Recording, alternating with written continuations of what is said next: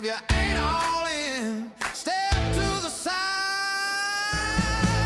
From the small town streets to the worldwide screen, we're the ones living out these live stream dreams. Welcome to the OG, welcome to the flame.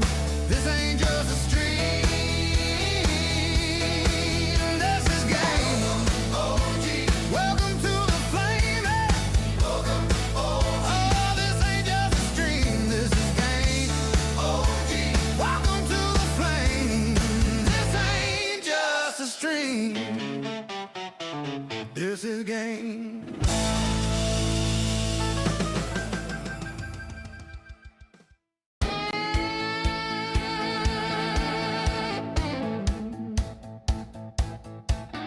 Welcome to the OG Clubhouse, Oak Grove, KY. The wind will bout. Lights on, cards in the air, we ride. If you ain't all in, step to the side. From the small town streets to the worldwide screen, we're the ones living out these live stream dreams. Welcome to the OG, welcome to the flame. This ain't just a stream, this is game. OG, welcome to the flame. Welcome, oh, this ain't just a stream, this is game. OG, welcome to the flame. This ain't just a stream, this is game.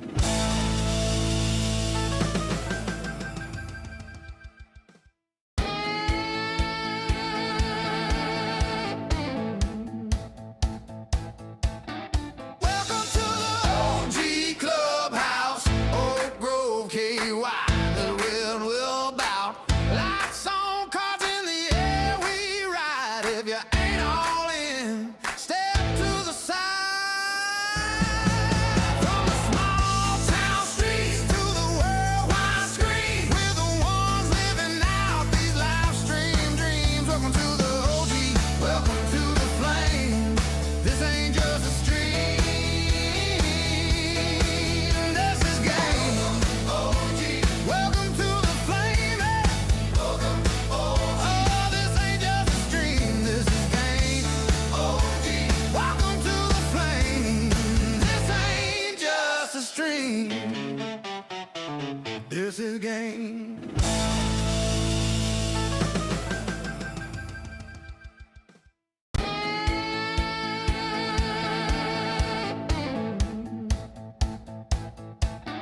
Welcome to the OG Clubhouse, Oak Grove, KY.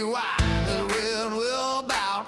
Lights on, cards in the air, we ride. If you ain't all in, step to the side. From the small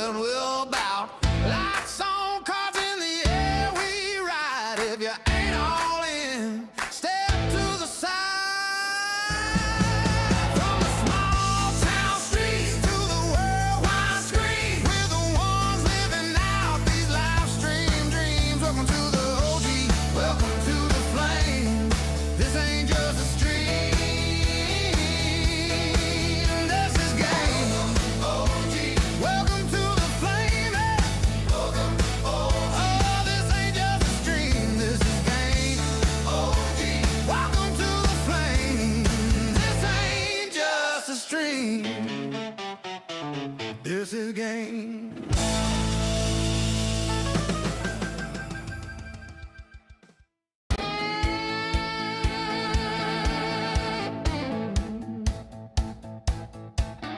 Welcome to the OG Clubhouse, Oak Grove, KY. The wind will bout.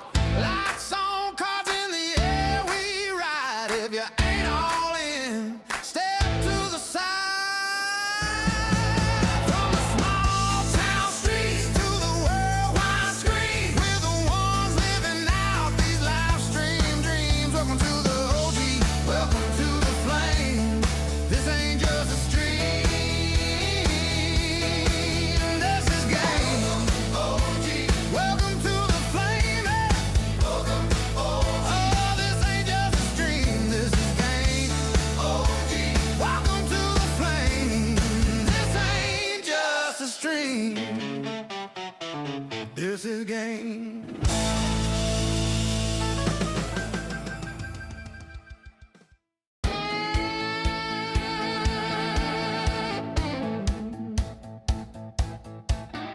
Welcome to the OG Clubhouse, Oak Grove, KY. The wind will bout. Lights on, cards in the air, we ride. If you ain't all in, step to the side. From the small town streets to the worldwide screen, we're the ones living out these live stream dreams. Welcome to the OG, welcome to the flame. This ain't just a stream, this is game. OG, welcome to the flame. Welcome, oh, this ain't just a stream, this is game. OG, welcome to the flame. This ain't just a stream, this is game.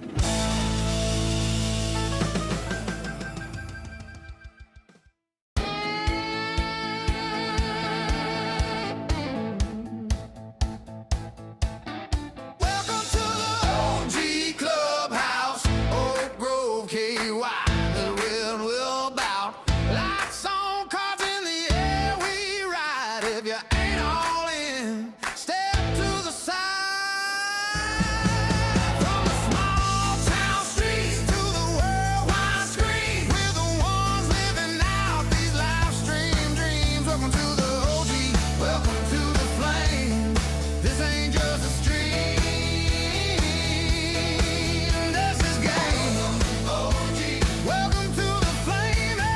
Welcome, oh, this ain't just a stream, this is game. OG, welcome to the flame. This ain't just a stream, this is game.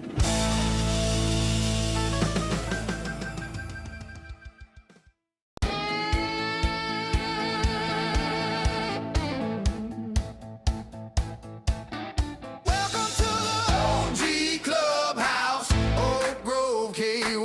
The wind will bout. Lights on, cards in the air, we ride. If you ain't all in, step to the side. From the small town streets to the worldwide screen, we're the ones living out these live stream dreams. Welcome to the OG, welcome to the flame. This ain't just a stream, this is game. OG, welcome to the flame. Welcome, oh, this ain't just a stream, this is game. OG, welcome to the flame. This ain't just a stream, this is game.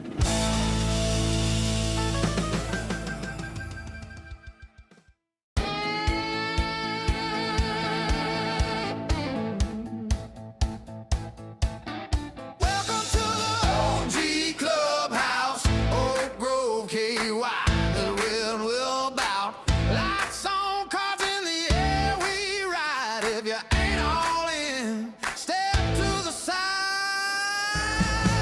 From the small town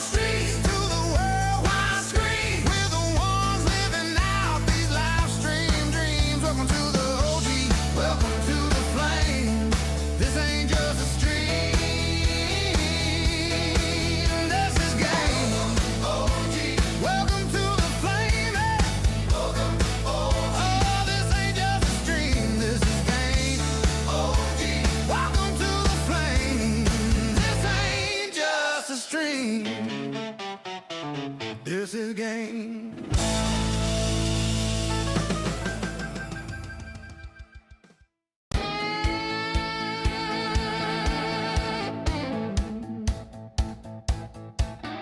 Welcome to the OG Clubhouse. Three when we started the final table. PLO tourneys are really fun. You on three. Oh yeah, I don't really need to be like. If you know you're right, why you argue? Why that's it, bro? And we're back. The Winter Poker Open at the OG Clubhouse in Oak Grove, Kentucky. We got a special final table for you now. We've been watching a whole lot of No Limit Hold'em all week. We've had 4 or 5 or 6 events now that were No Limit Hold'em. And reasonably so. The most popular game in the United States as far as poker goes is always going to be No Limit Hold'em. But the new up-and-coming, the fidget spinner of the poker world is PLO, Pot Limit Omaha.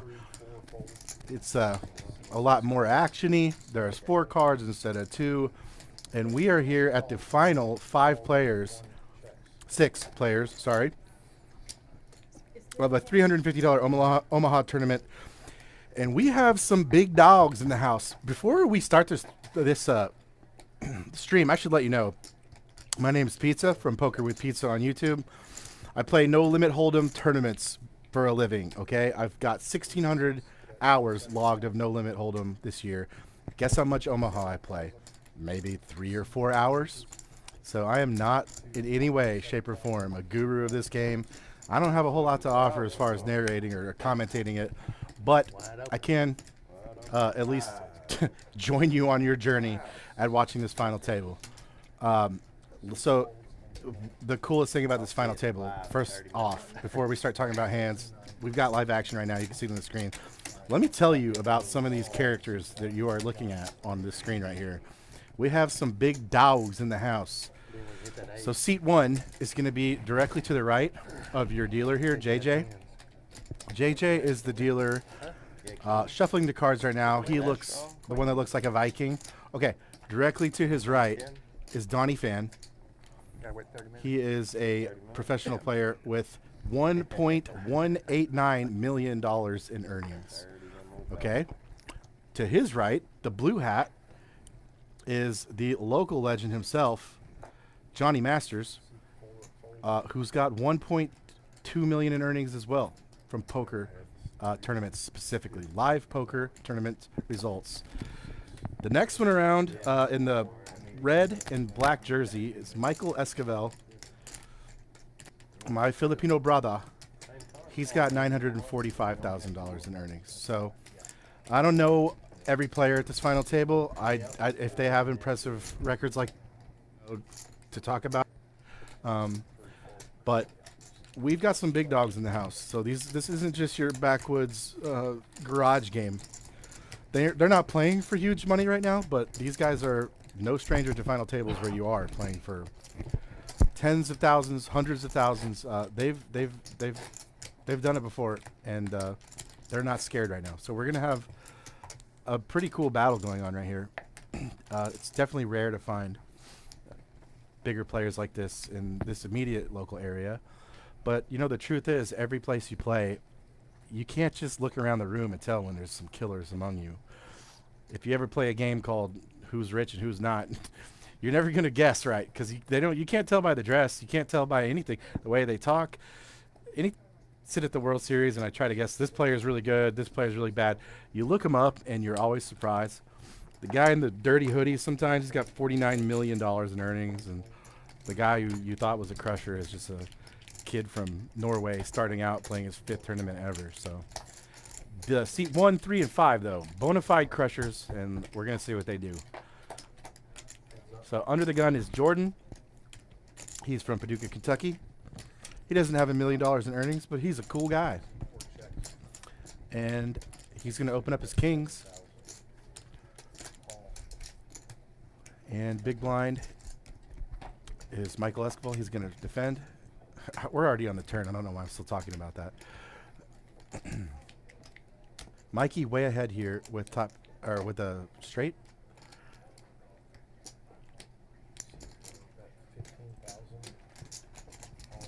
And not a whole lot of ways for Jordan to win this spot. But he does call.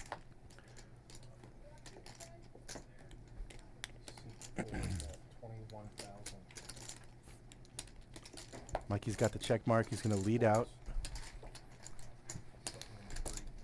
No diamonds in Jordan's hand.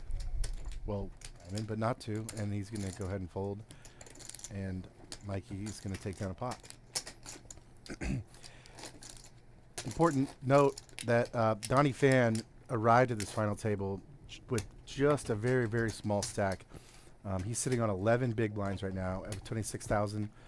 At the level 25, 1,500, 2,500 big blind level with a $2,500 ante.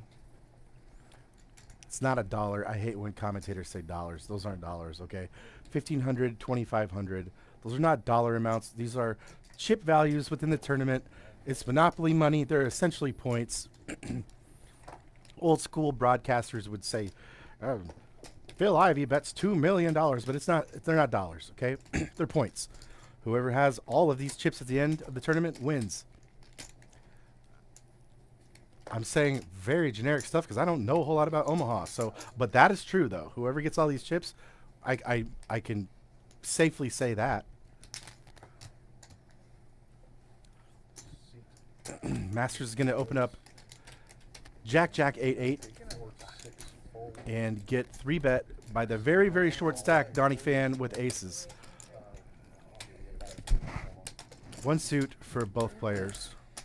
And I believe we're going to go all in here. So I bet 2 to 1. And Donnie's in pretty good shape. It's not like No Limit Hold'em. You never just have your opponent absolutely crushed in Omaha. The equities run a lot closer together. Love you. Take care. There's a lot of coin flips and close to coin flips. Very few situations where anyone's a massive, massive favorite. So anyone can win. 3 clubs on the flop don't help anyone. And Donnie's aces are going to hold.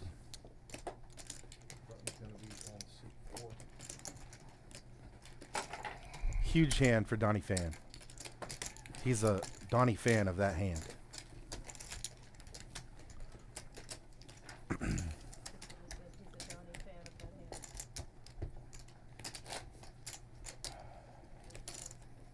JJ did a heavy sigh.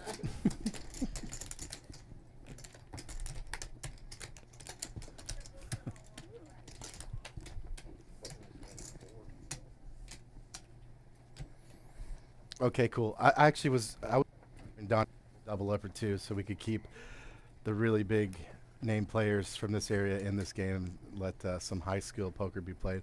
Not that I could really even enjoy it and savor the play because I'm not an Omaha player, but many of you are. And I've always wanted to say this on YouTube. Before you get on and shit talk, and every time there's this poker stream, someone wants to say that they know better in the comments. But let me just ask you, have you won $1 million from playing poker? No? Okay. Well, maybe keep the comments to yourself, you know, if you haven't. Because these are some big players. Like, in the OG Clubhouse, these are 3 of the biggest superstars you see around here. And even when you go into the realm of Vegas and the circuits and international, these guys they're like veterans of the game, okay? They're not new here. Doing anything I can to tiptoe around actually talking about Omaha, because I don't know what I'm saying. Jordan's going to raise with aces. I know aces are good. Masters is going to have the decision here to call with Jack 10-8-3 double suited. And he's going to do some speech play to see if he can get a read on Jordan. Anytime the chip leader starts firing away, there's always the chance that he's just pressuring with some garbage. So Johnny is definitely aware of that. And he asked, chip leader Crittenden, what are you doing here? And Johnny's going to go ahead and see a flop with a pretty decent hand. No. Never know. Okay, it's not that decent, but it's a hand.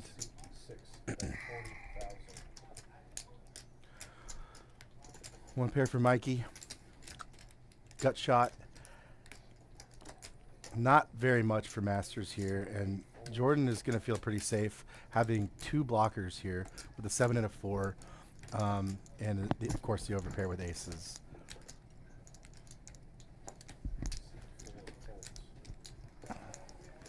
Two fold is going to make the rich richer, and Jordan picks up a nice little pot.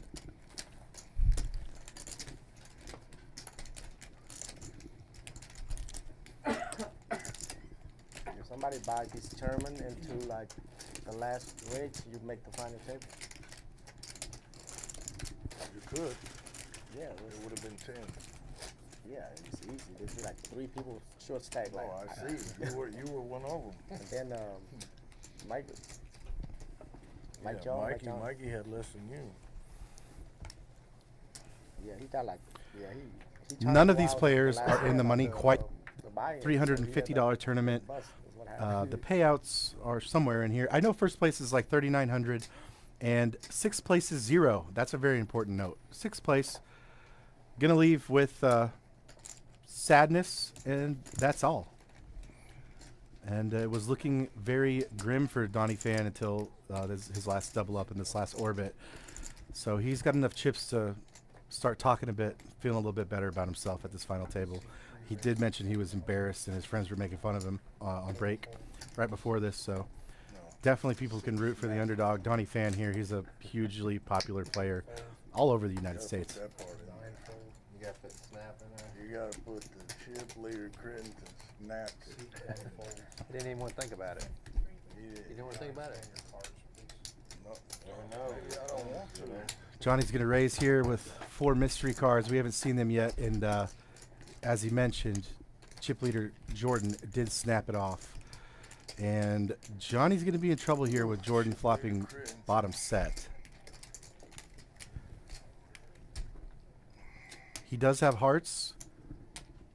So, okay, he's not in that much trouble, actually. He's still got 42% equity. And I got to learn that about Omaha. Sets are good, but they're not it doesn't mean you're just going to win the way it does in Illinois. So Jordan's got a strong hand still, though, with the set. And he's going to put Masters to the test here by raising. And we'll see what he wants to do with the queen high flush draw and an overpair. Problem in Johnny's spot, though, is hearts are nice, but if your opponent has 2 bigger hearts, then the main equity of your hand is kind of dead. And he doesn't care. He's all in. And I think he's going to get called by Jordan here. I'm almost positive he will. Yeah, he does. Have a set. Jordan likes to get it in. You got 4s, don't We you? got flush draw. You got 4s? Yeah, I got an 8. No, I got a little something.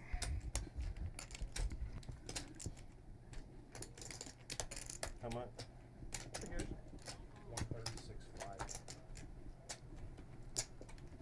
Good luck, huh? Good luck, yeah. Thank you. Johnny Masters at risk with 42% equity. I got a set draw too, Chris. I've seen him bink some rivers in the last hour, though. He has survived a couple big ones like this. He's not even in that rough a shape right now. Bubble. I did not It's catch almost a the coin silver flip. thing this week. Good luck, guys. Heads up. I know a lot of people out there are rooting for Johnny Masters to hit a heart here.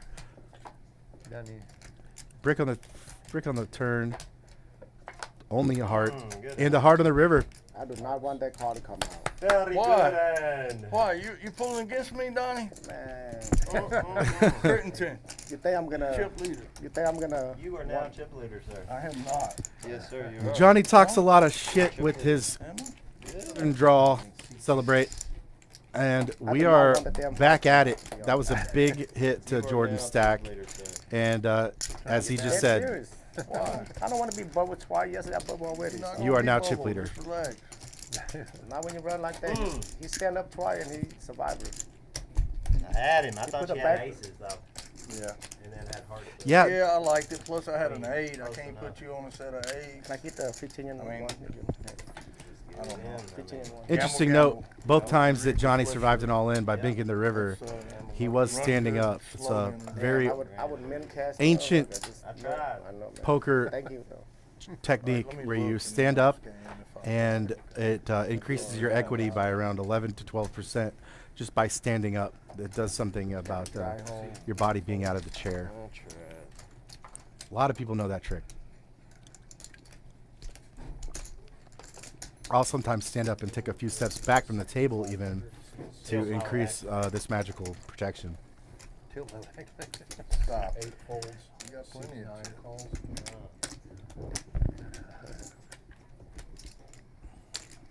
Seat 1 folds. Yeah, give me a stack of 20. You have it. The tilt mode activated. And only called 6 though. Good hand, by the way, sir. Thank you.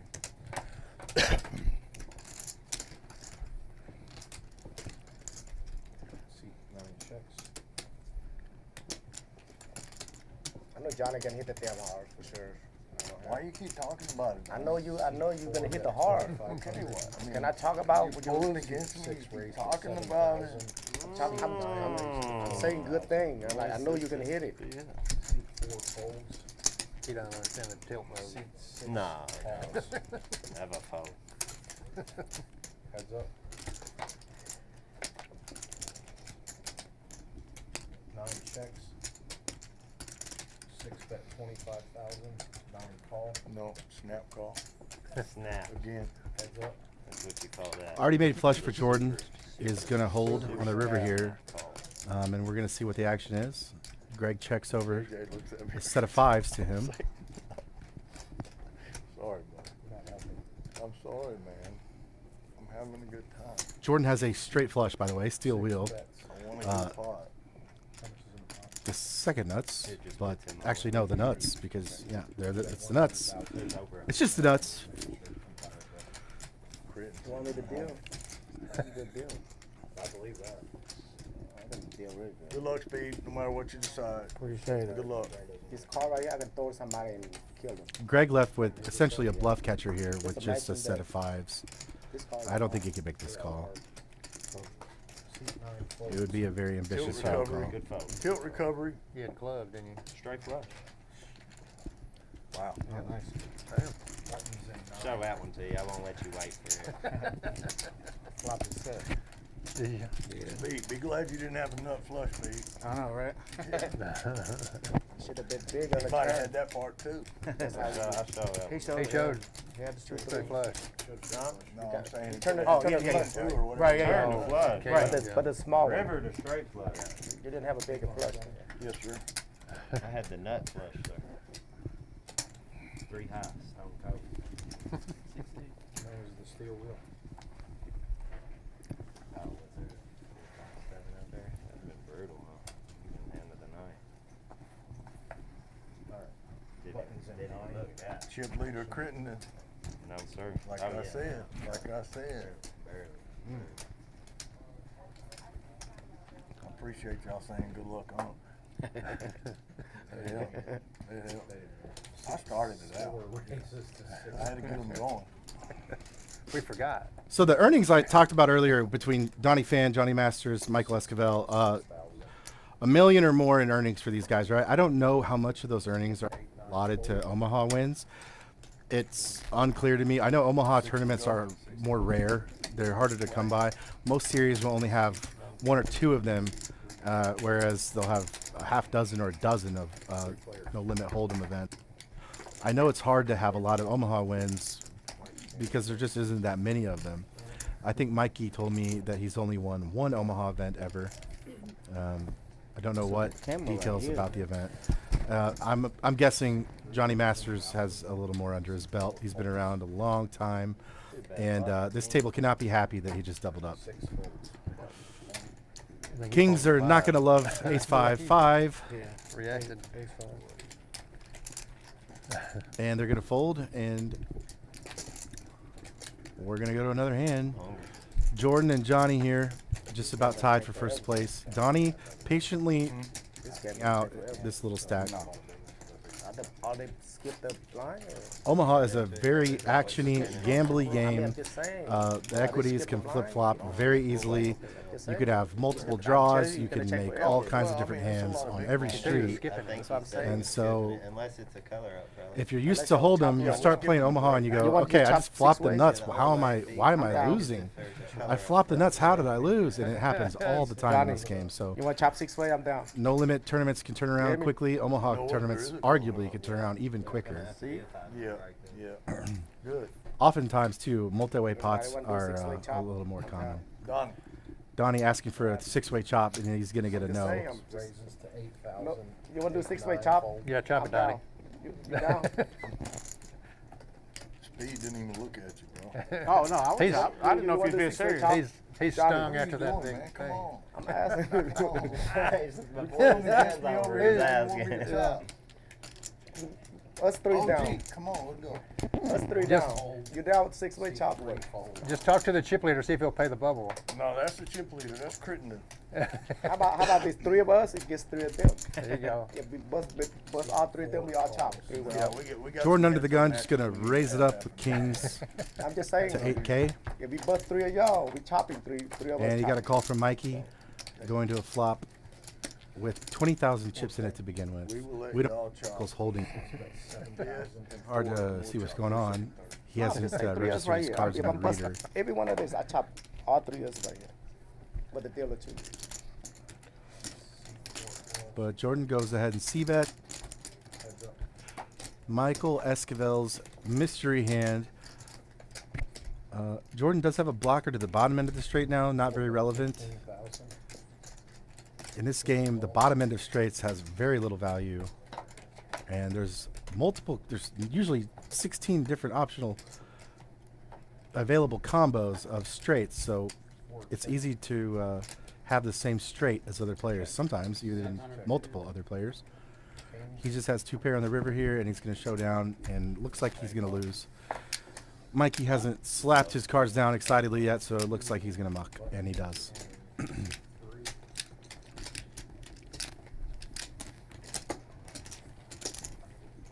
Keep getting kings, you can't fold.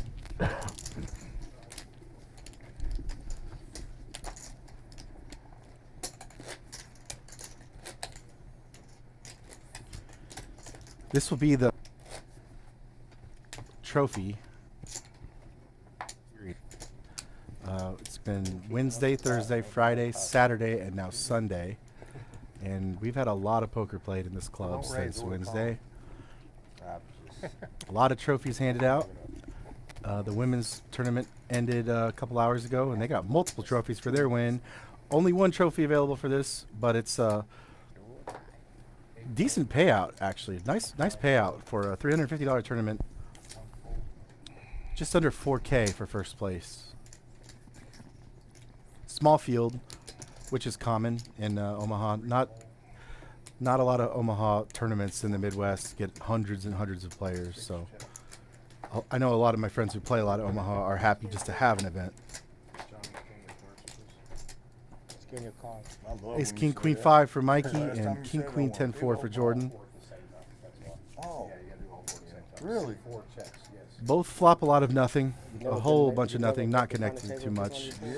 Yeah. in Masters Texas, also in with a lot of big cards. But the other one they have Nobody's different really working with boxes, this end of the spectrum here with the little cards and the jack, Okay, well, I'm gonna call Johnny the big does have a blind jack, special. which You is got best confused. right now. You got confused on that special part. A lot of overcards being shared too, so it's likely that jacks would end up holding. Wide open. 6 on the turn brings in spade draw for Jordan. Not much else for anyone else here though. All right, big blind special confirmed. Confirmed. They didn't want it. Show the They quad. didn't want Show it. the quad. Think I play that good? No. He has nothing, does he? Yeah. Can I get that Spade draw. Can you give me 2 Pair percent? 6. Pair of 6? Pair 6 up there. You had me beat. Can I get purple? No, you didn't. I flopped the jack. Thank Good bet. I only showed because he said quads. Good bet, Tilter. Have you met Super Oh, Slim? spade was coming. Is that Super Son? Super Junior over there. Junior. Blinds up. I wish. Blinds will be up, guys. Super We're at was 15 my and 3 and 3. granddad. He's a lot cooler than my granddad.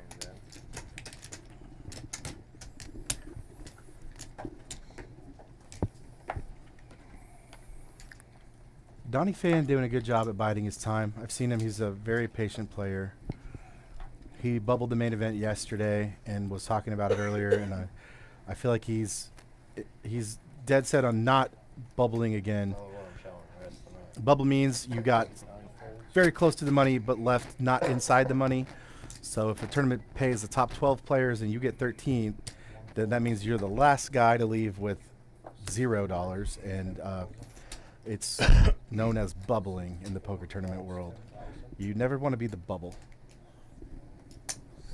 It means you were the guy closest to winning, but still a loser for the day. So Never know. Don't want to get left out.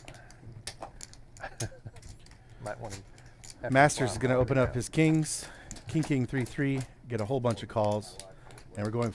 So these guys got 16 different cards to work with here. So 6 check. 8 check. 3 check. Freebie. 3 checks, checks all around. Close. 6 check. 8 cigar. 15,000. Guess he made it straight. Johnny gonna finally make a stab here. Oh wait, no, he's not. The ace is gonna make a stab. Top 2, reasonable bet. 15K into 43, and it's gonna get a lot of folds. Nobody has any hands working here.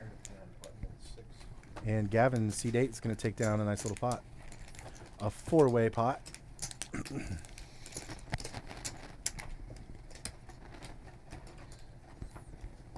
not even in the blind. Have Carolyn come here. Have Carolyn come here, please.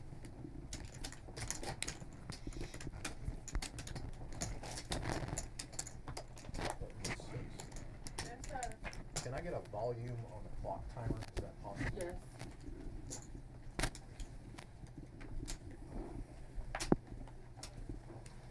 And Miss Carolyn, are we gonna take like a 5-minute break to do the purple color up?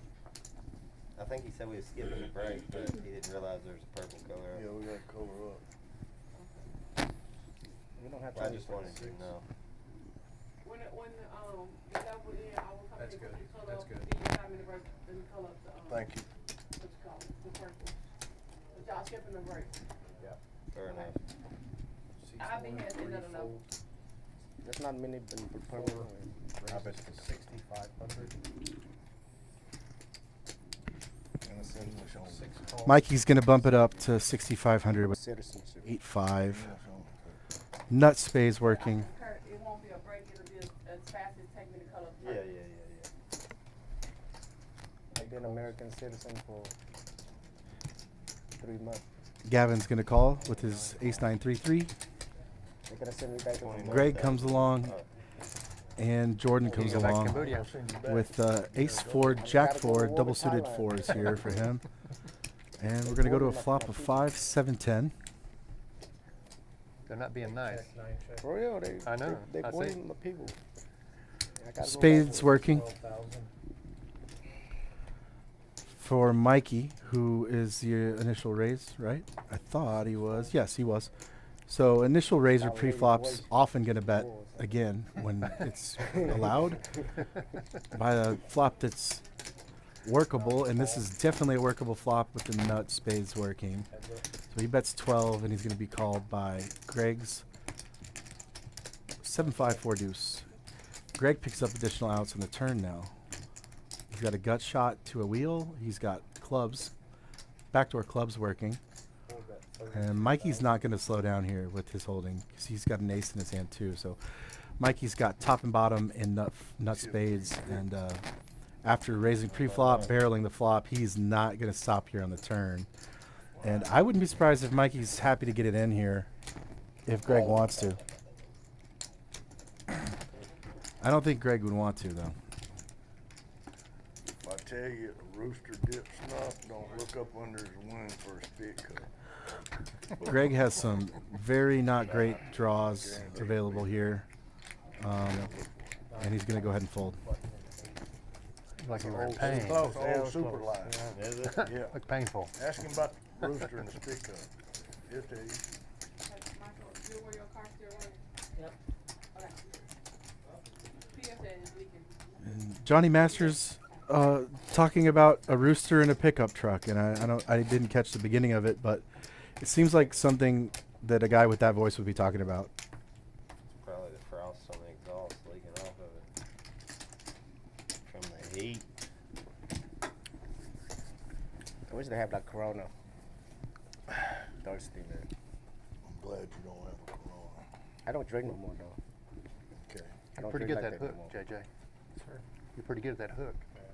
Started drinking liquor now. I don't drink Guy beer in no seat more. 9 usually has giant hands that they throw around him. Buttons and 8. Seat 3 folds. Johnny with the ace king 6-3, gonna throw it away. 6 calls. I think this is a hand he would probably open if he was not under the gun, but him being out of position, doesn't want to go to war with it.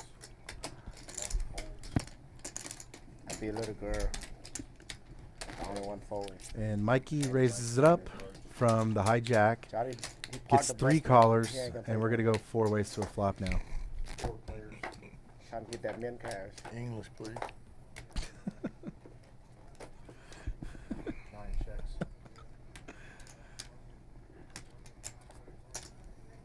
4 bet 10,000. It's a really good main guy. You're on one bullet. I'm in 2 bullets. I was blind myself the first bullet. It was a good main guy.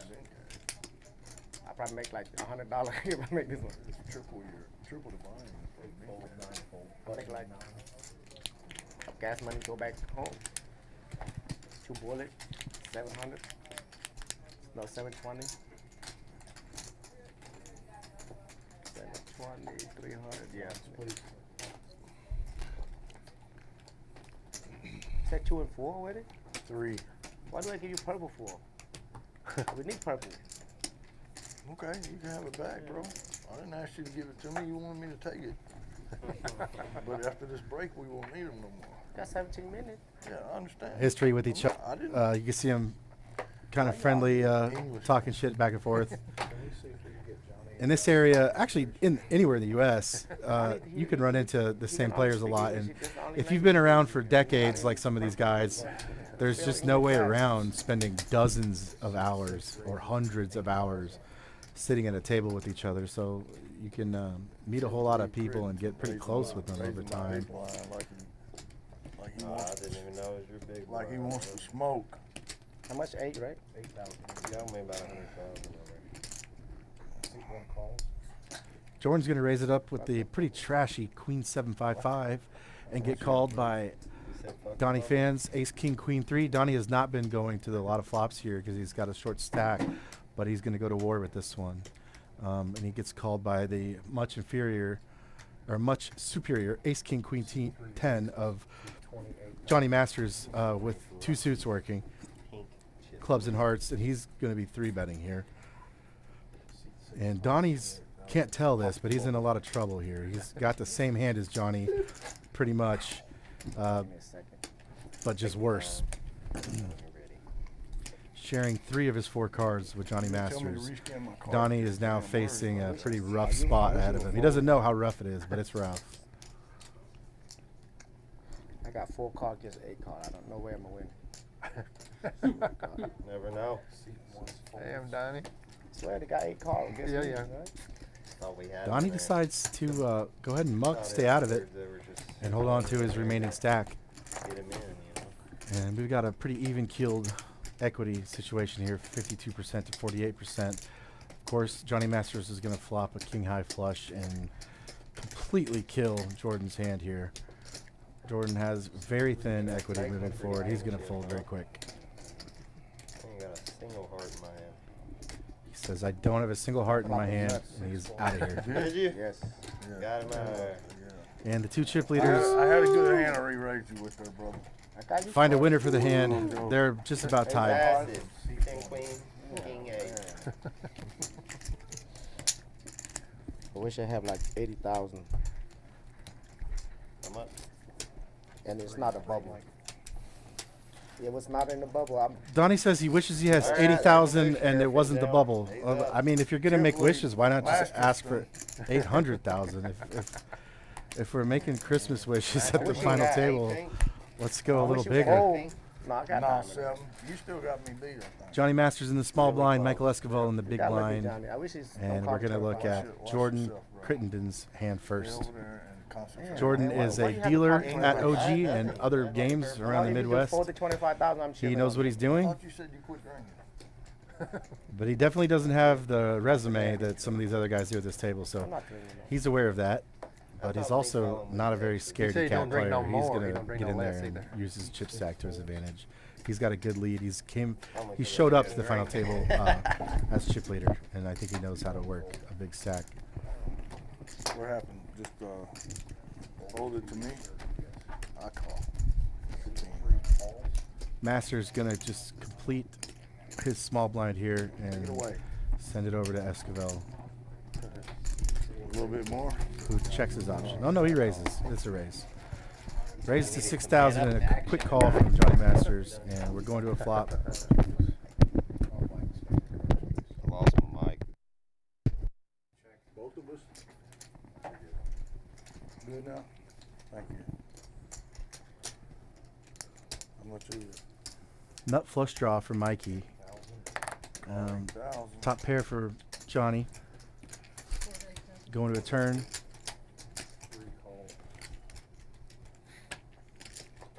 Check. Both players with a pair. Mikey with a very strong heart draw here. 3 check, 4 check. Gut shot, additional equity for Johnny, but he bricks it. And Mikey does make the stone cold nuts here with the ace high hearts. It's really hard to get paid off in this game when you have the nut flush because it's just such a transparent hand, especially when it's front door. As soon as two hearts come on the flop, it's they have- very if common they had that the trophy for somebody else in the hand $100, is they will have trophy. sticking around with the nut flush draw or a flush draw, but especially they the have nut two flush of them. draw. They chop So and they have he's two not going to trophies. get a single dime out of Johnny I think here. it one of those like just blasting. I don't know. No, I don't. I think it's one of those 100. It's like $800. And Mikey takes down a pot. He hasn't won a lot of pots yet in this final table, but he won that one. So we've got I'ma sell my some trophy chips to moving Johnny. around. That They take always thing right do there. in Omaha.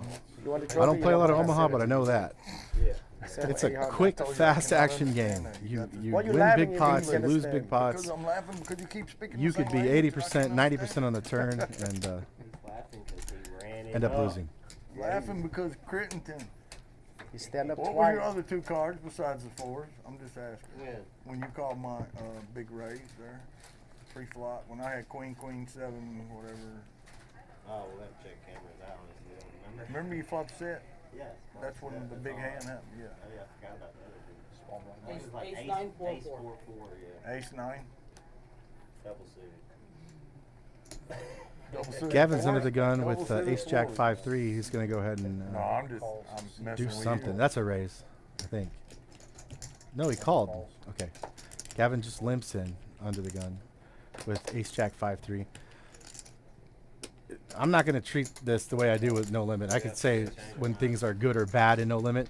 I have no criticism or critique at all of any of this play in Omaha. Just do what you do, guys. I don't know. I don't know if it's okay to limp.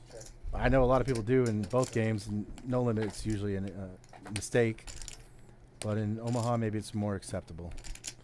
Someday I'll get around to learning this game, but I haven't done it yet. 1 check.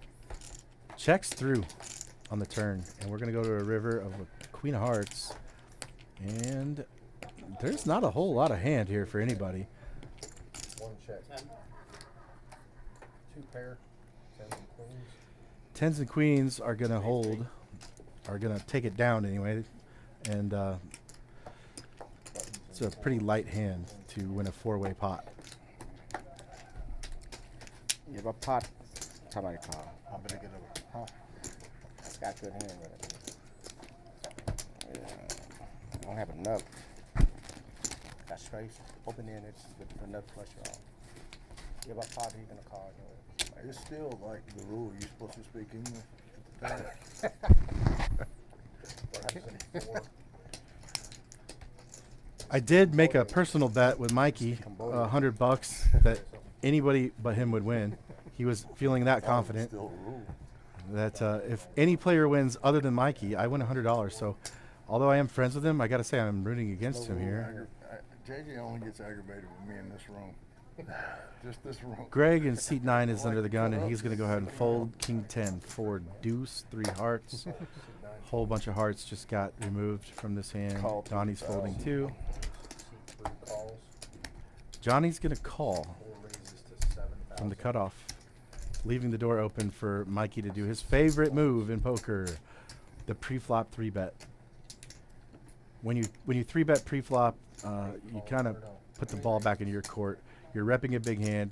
He's in position, and other players then have to decide if you are telling the truth and you've got a strong hand, or if you're bluffing. But either way, you've got position on them. So whatever they do, you've kind of stolen the thunder, and you'll be driving action for the rest of the hand going post-flop. And so 3-betting pre-flop can be a very, very strong play to kind of steal the momentum away from the betting action of the hand, and often receive a lot of checks from your opponents when you go to the flop. Wow. Because now you rep the big hand, and people do have big hands in this game, so sometimes they just have to slow it down and let you do what you do. However, Gavin decided to take advantage of this, Yesterday? You did, right? Okay. and he 3-bet too. If you notice, Mikey's doing a lot of talking right now. He does this when he wants to get a read on you. So Where? No, When you put in the pink chips instead of the orange? I didn't do that. That wasn't me. I didn't have any pinks yesterday. Mikey doing a lot of speaking right now just to get a read on Greg, and I think or read on Gavin, excuse me. And I think he's a little suspicious here because people know he likes to 3-bet light, and he is doing that right now. He's right in the middle of doing that. And Gavin decided to 4-bet even lighter with 10-10-8-3. I don't know a lot about Omaha, but I know that's not super strong hand. That's what I'm. And look at Mikey. He's very suspicious. Look at him staring down Gavin here. He's like, what are you doing over here, buddy? He doesn't know that Gavin does have the best of this hand right here. And now he doesn't, because Mikey just turned a straight. And that's going to go ahead and leave Gavin pretty much drawing dead to a chop.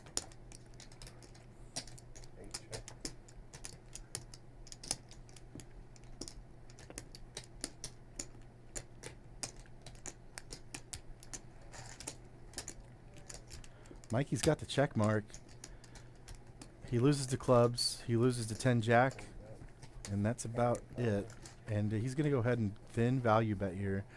And that's a very strong play. You've got to be able to make these thin value bets like he's doing here to really succeed in poker. All right, now, did you mean to make it 12 or did you mean to And call 7? Gavin's got very relative blockers with the But I 10-10, wasn't totally sure. holding the 10 of clubs as well. And I did But he's want not going to make the put my call. money in with him opening it back up. I'm gonna check. That's why I flatted. I was giving you the courtesy because I saw what happened and, Yeah, I know, I'm making it right now. I thought it was 2 yellows. I thought it was unintentional, but I wasn't 100% sure. Yeah. No, but I flopped good. Me too. Me too. Flopped open end. I had 10s, pocket 10s. Oh, yeah, pocket Yeah, 10-8. It might be a mistake from Gavin there, telling Mikey what you were doing. Don't tell him your hand. These guys are definitely taking note.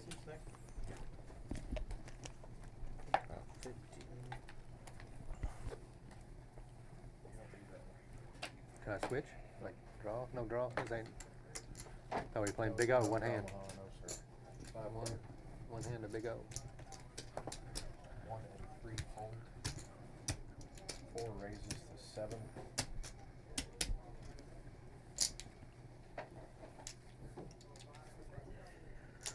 Six call.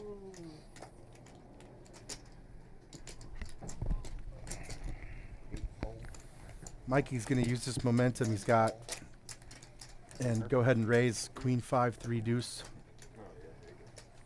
Thank you. 3 players.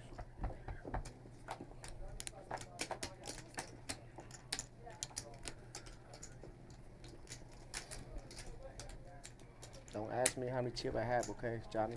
9 checks. Greg just flopped 25. the nuts 27. with a very short stack, and I think I know what he's gonna do. Don't be We like got one of those 32K guys in the pot, Super Simon and ask me how many chip I he's have. checking here to induce some action so he can just get it in. 9 calls. I guess he doesn't want to get it in yet. Yeah, I know. I already know. He does have the nuts right now. Don't And I go all think in and do the now stuff that he's like seen you the know, you look- the turn is club free, I was leaving on he's it. still holding No. the nuts. Like, I really There's thought I was really like no that. way anyone has him Yeah, you got- super you got like dominated 3 out right now. You could have the same Queen 10 straight with a club redraw, I guess, to be free rolling him, but 3-9. he's gonna get this through. He blocked all the 1-4 and You got a 1 king. Yeah. Jordan not holding a queen in his hand. It's gonna be I hard got to make another this flush on call. that hand too. I got a queen house flush. I got 3 club in my hand. Yeah, but, He doesn't even have 2 pair. He just has a pair of call the nines. pot size bet with the 10 high Yeah, club. the 10-4. Yeah. I got queen. I got I No was- I club was draw, having enough on the turn. no I'll be first on the straight draw, no relevant straight draw. He could chop, and he knows that chopping's probably not what he wants. He doesn't want a 7 to complete the bottom end, so it's just pretty face up what Greg's holding there, but doesn't matter because he's going to win the pot. No, I do. Good on Slim if you had queen 10. Number shot. Or you have No, ace I high. had none. Yeah. I think that club might have been in there. Well, I had clubs. Yeah, I had no club in my hand. That's what I was worried about. Yeah. Clubs with the ace 10 right there. yo can't call for like another 5,000. Yeah. You should have called him. If I called him there, I'd double him up. You can bust him, so I make the money. It wouldn't have busted. Queen might have come on a rip. I don't want you to keep busting. I had 2 of them. All right, I bust got man. queen in my hand.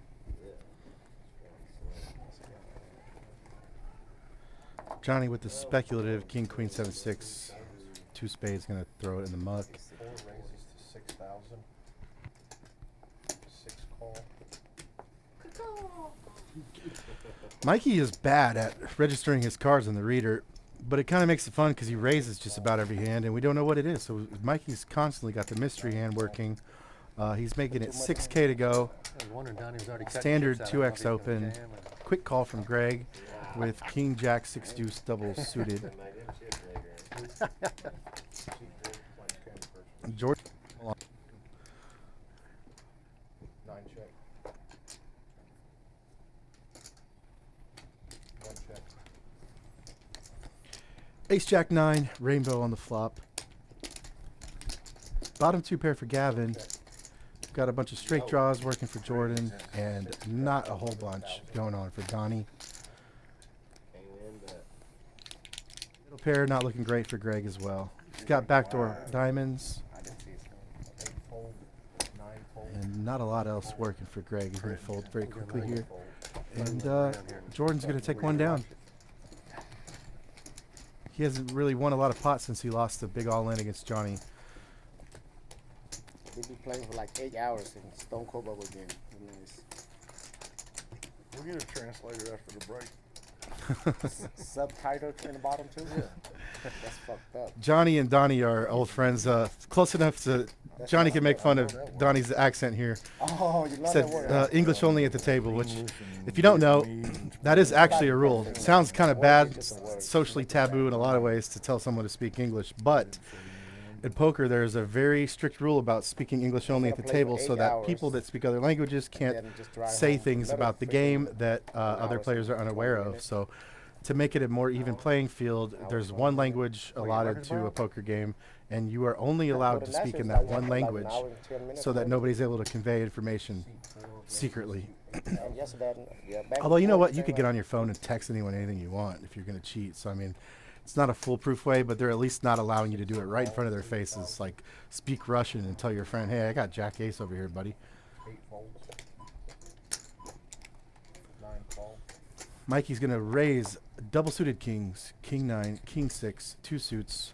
I don't know a lot about Omaha, but that is a pretty hand in this game. I know that. Yeah, good. Quick call from A654 from Jordan. If you And the can read 4 hijack. cards, that'd be He's nice. got position, but I could have seen one, but not a great hand here. Does have the nut clubs. 8. And just Greg's waiting going for to the call call. with the ace 9, 8, 6, two suits. Quad queen against quad ace or something. 4 players. And Johnny Masters getting a very good price to enter the pot as well. Is going Right. to defend his big blind with 7, 5, 4, 3, 2 hearts. 3 check. 4 bet. 13,000. Greg's flopping top 2 here with club redraw. Pretty strong holding. 6 call. 9 call. You gotta be careful with that, because I just said the guy's hand like right when he was betting. Sorry. I've understood. Did y'all hear me say that? Yep. I need at least 2 people bust money You gotta- jump too.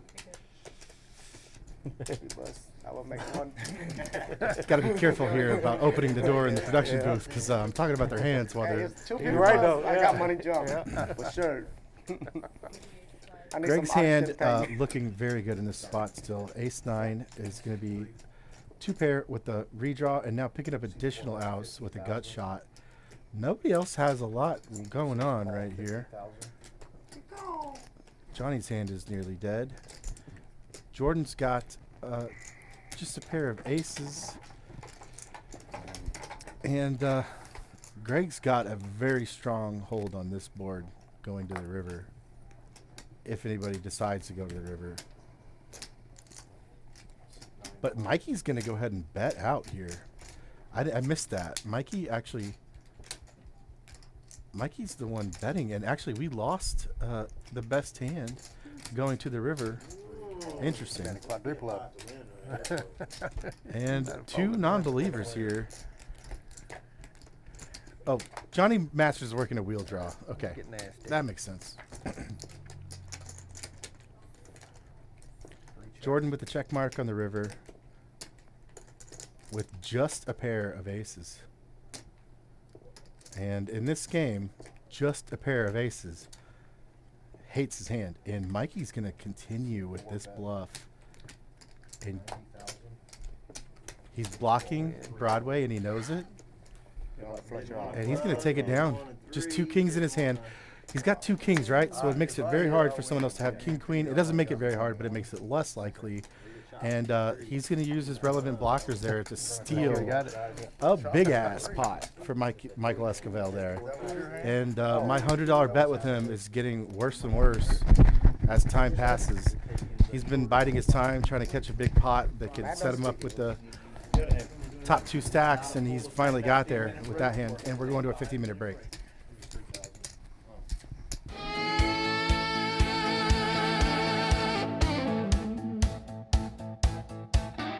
Welcome to the OG Clubhouse, Oak Grove, KY. The wind will bout. Lights on, cards in the air, we ride. If you ain't all in, step to the side. From the small town streets to the worldwide screen, we're the ones living out these live stream dreams. Welcome to the OG, welcome to the flame. This ain't just a stream, this is game. OG, welcome to the flame. Welcome, oh, this ain't just a stream, this is game. OG, welcome to the flame. This ain't just a stream, this is game.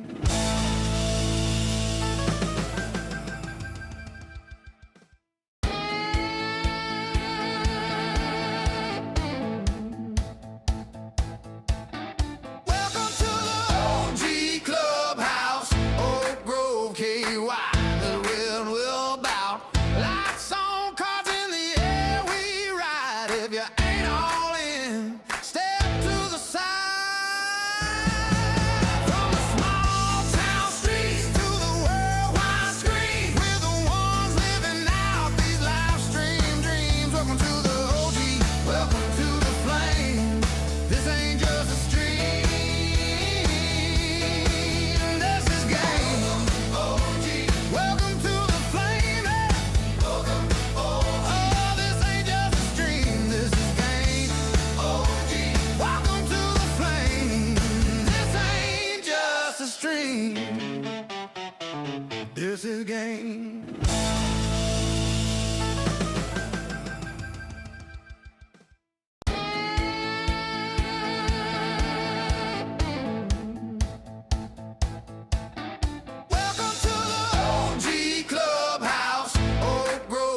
the wind will bout.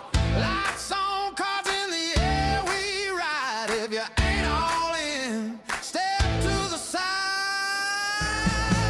From the small town streets to the worldwide screen, we're the ones living out these live stream dreams. Welcome to the OG, welcome to the flame. This ain't just a stream, this is game. OG, welcome to the flame. Welcome, oh, this ain't just a stream, this is game. OG, welcome to the flame. This ain't just a stream, this is game.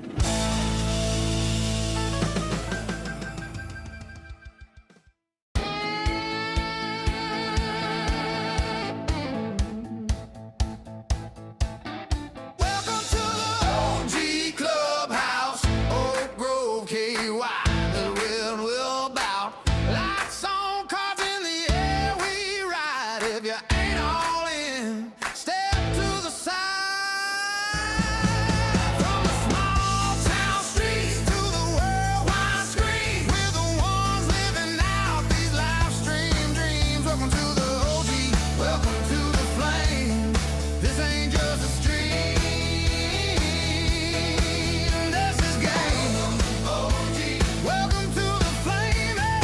Welcome, oh, this ain't just a stream, this is game. OG, welcome to the flame. This ain't just a stream, this is game.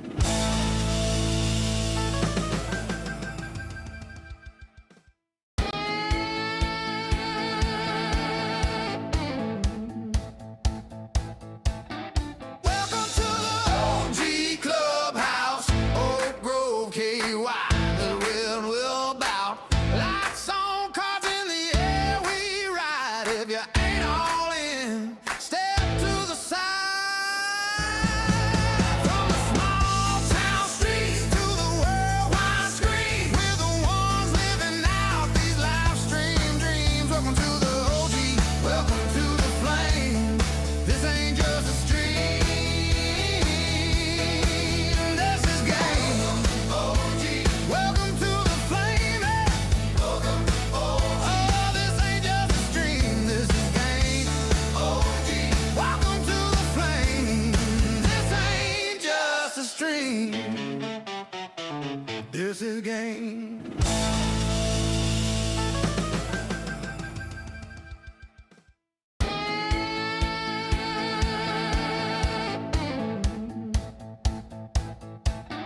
Welcome to the OG Clubhouse, Oak Grove, KY.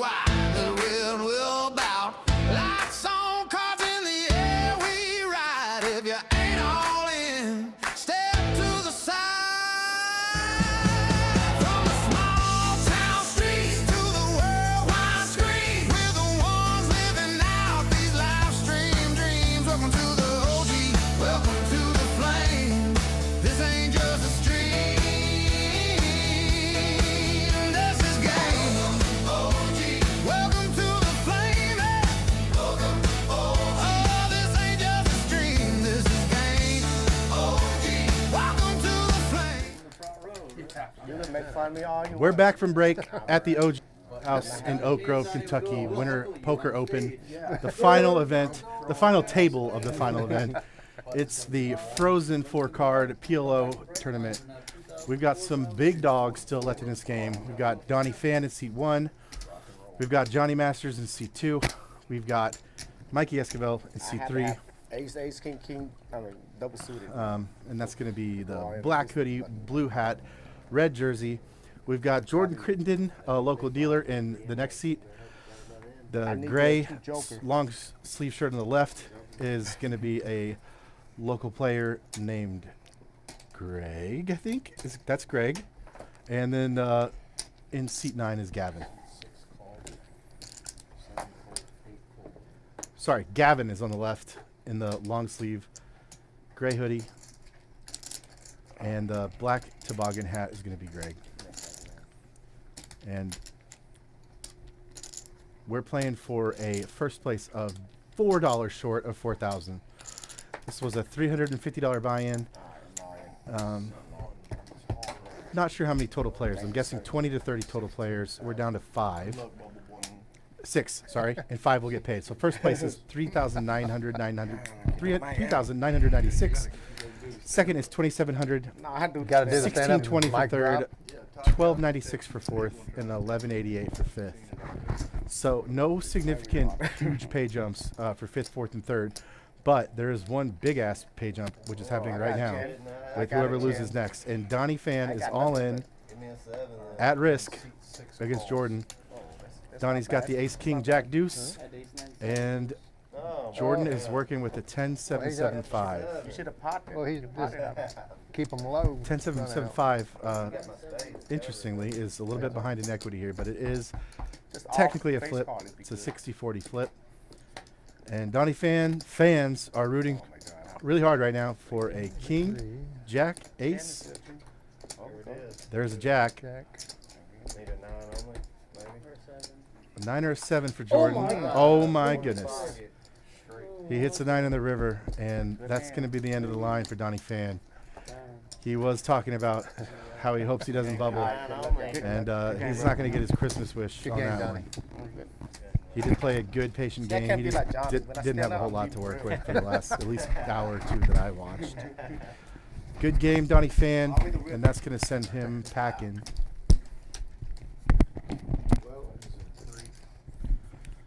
Speaking of packing, Jordan is packing up a big pot after that, and he's going to be making a nice little comeback to get his chip leader status back. He doesn't have it yet, but he's very close in Thank you. Good playing with you. chip count to Johnny Masters now, and we are officially ITM in the money. Nobody's going home with 0 It was ace and a king. except Donnie Fan, unfortunately. Fifth place No. now is 1188. So the worst thing that could happen to any of these dudes is they leave here with $1,188. Not a bad day. Yeah, then he turned a good hand move. Welcome to the money, boys. When I said good hand, I didn't see the 9 ball though. 16. You just had to call for it like Uncle Johnny needed the 9 to win. That hand he was on. I don't like it. And Gavin says, "Welcome to the money, boys." That is definitely how it feels to get into the money, especially in PLO. PLO could be such a tension game, you know. Little. The what? Placement cards, I think, she said. Yeah. Like what place you got? Oh, Oh, pay out. God. Johnny's got a nice wrap on this board. A lot We of didn't straight need it on outs there. for him.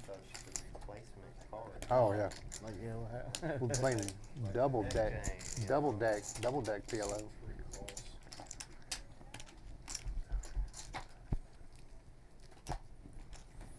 Not a whole lot for Mikey here, but Mikey is a very creative PLO player. As we saw in the last hand before break, he took down a massive pot with just a pair of kings as blockers, essentially. So he doesn't always have to have a good hand to win a really, really big pot and get busy.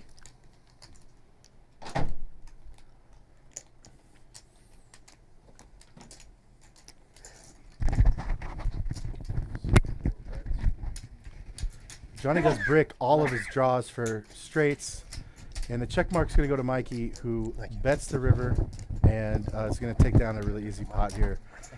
Johnny's pair of eights is not going to be enough for him to call. I sound like you're screaming in the air over there. Oh yeah. Well.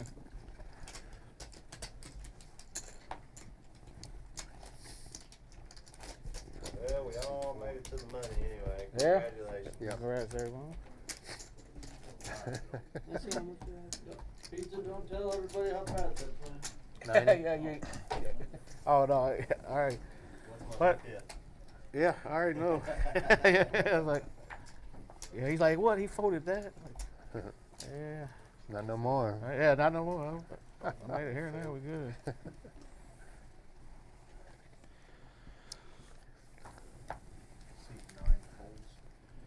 Greg working a small stack here, 57K.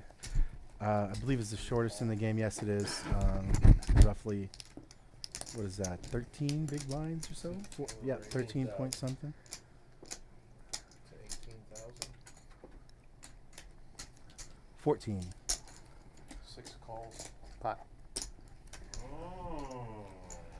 Mikey's going to continue his aggression here, raise it up. He's going to get 3-bet by Gavin, who yells pot. 72,000 plus. You only have to say one word to wreck your life in PLO. You just yell the word pot, and that means you just bet the size of the pot. Often means you're all in. In Hold'em, you have to say 2 words to ruin your own life. You have to say all in. So it's essentially twice as easy in PLO to ruin your own life by saying pot. It means that one syllable word commits your entire chip stack to the hand. Plus aces right here. Jordan's thinking about King Jack 6-6. He's got a big hefty bet to call, and the problem with calling this is 91,000. if you brick the flop, you're almost positively seeing another big bet. Oh wait, I'm sorry. Gavin's nearly all in here. Yeah, Gavin. Okay, sorry. Gavin's essentially effectively all in. He's got 15K behind. There's no way he ever folds. This is what he asked for, and he's gonna really love to see this exact holding. He's got King, Jack 10. The same hand as Jordan, except he's got that extra king, which makes him massively favorite. It's gonna be red. He's in great shape here. Jordan's asking for a 6 or spades. No, Johnny. I have I mean, four- with, I have with, four- with the diamond. With the diamond. Oh, yeah. Six of diamonds. I had 4 clubs in my hand. I made it 18,000 with 4 clubs. I thought he had aces. No. 5 of diamonds. Oh my God. Club ball, corner No, pocket. red. Oh, Oh my Oh God. my King. goodness. Jordan's on a King. heater. Case king. Oh, yeah! You gotta ask for it. Whoa. The only king in the Just gotta deck. ask for it. The only one. That was okay. I might be no. That was The one outer. One outer. The one outer. Make it a no. He had a I had 9. faith in He you, could have hit a JJ. 9. I had faith in you. He could have hit a 9. We tried. He had a 9 or the one king though. 5 outs, not a lot. Holy smokes! And actually, he was Thought you was okay, getting a 4 fake outs note. because the At least it ain't 9 that of big. clubs wouldn't have worked. Yeah. So That was funny. that was like, a whatever very, we're very in. roller Right, coaster yeah. He's like, hand "You got there. aces?" The run out was insane on that, King, That was a king. good one. and that's going to be a huge celebration for Gavin and his fan base. Production supervisor right there. He'll probably make it happen. You said roller coaster. And again, for all you comment section pros that want to criticize or say anything negative about these guys' plays, please remember that half of this table has over $1 million in earnings from poker, and you still work at Applebee's. So let's not That's what we just get too did. crazy with the online or with the YouTube coaching in the comment section.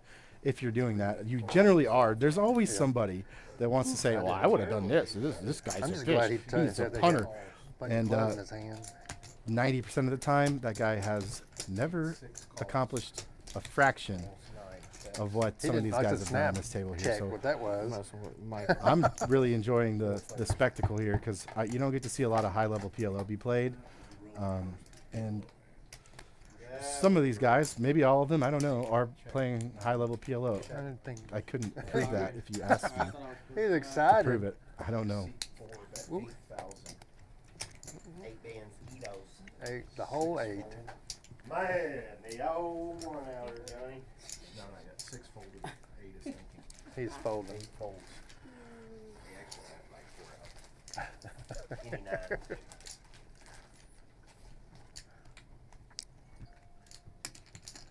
Pizza was probably in there like And 9 folds. pizza. Button 8. doing Oh that yeah, thing. pizza. Like, oh my goodness, he hit the king. it's rigged. They were yelling like us. I thought it was in 9. Big blinds on, please. That was a good one. You should make the Facebook reel. Yeah. It will. Think so? Oh, yeah. Yeah, that they're still talking about that hand, and for good reason. That was pretty crazy. I mean, Gavin had Jordan so behind on pre-flop. And then still on the flop, Jordan turns him dead with essentially a 2-outer.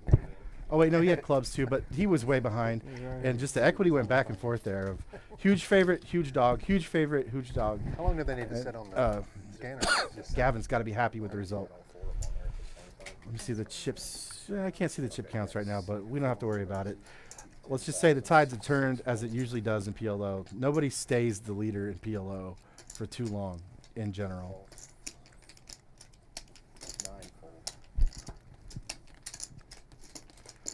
Okay, let's look at the chip stacks here. We've got Gavin and Johnny Masters and Jordan tied just around 200K.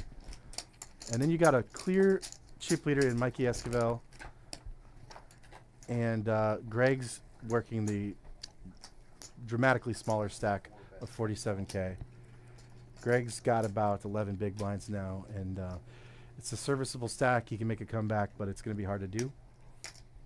He's going to have to win some hands, and he doesn't have a whole lot of time to get that done.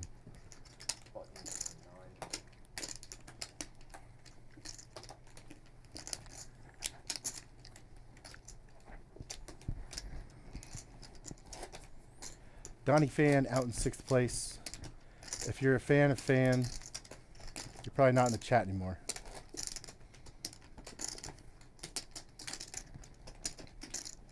Keeps making Donnie Fan fun.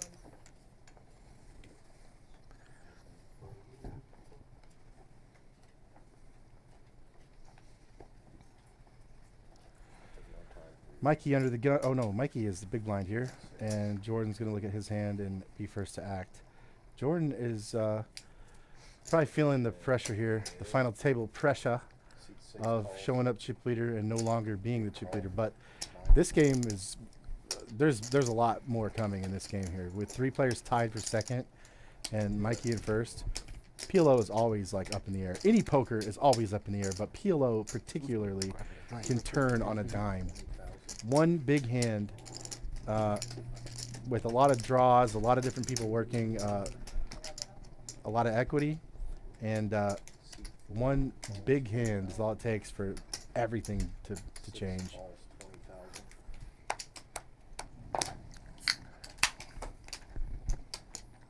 This level 1 or Don't threaten me with a good time. Huh? Good grief.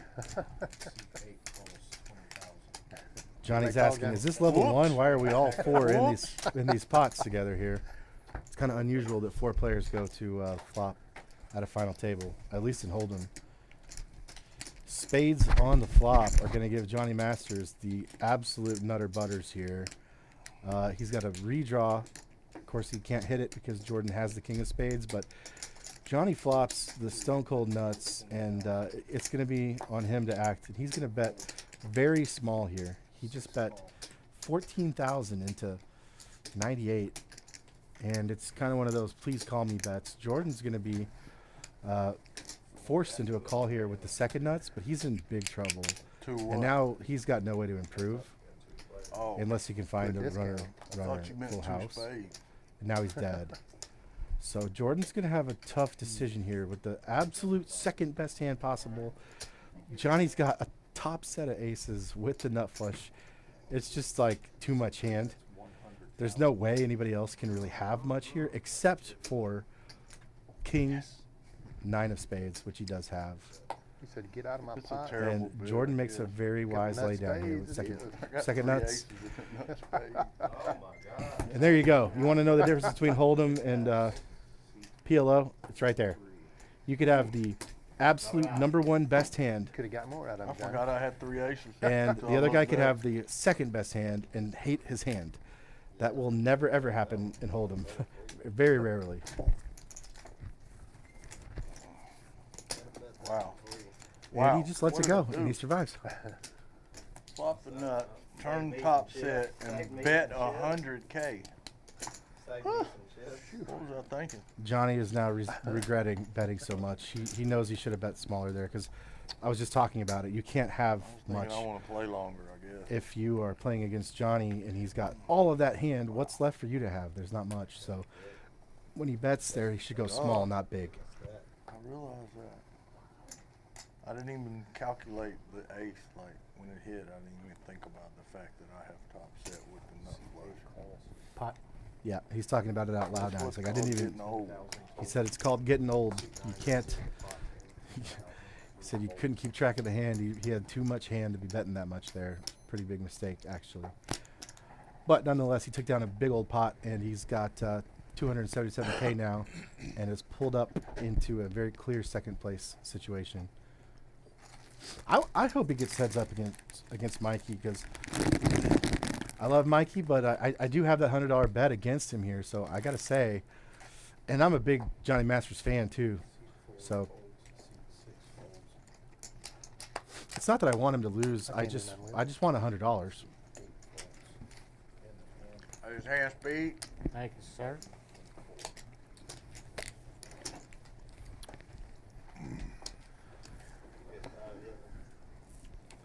But side bet or not, he is the chip leader right now. 44% of the chips in play are in the possession of Mikey Esquivel, and that is a dangerous player. This is the second time this week that he's been at this final table as chip leader. I managed to do it once. He's done it twice. He's here, and he knows what to do with this big stack.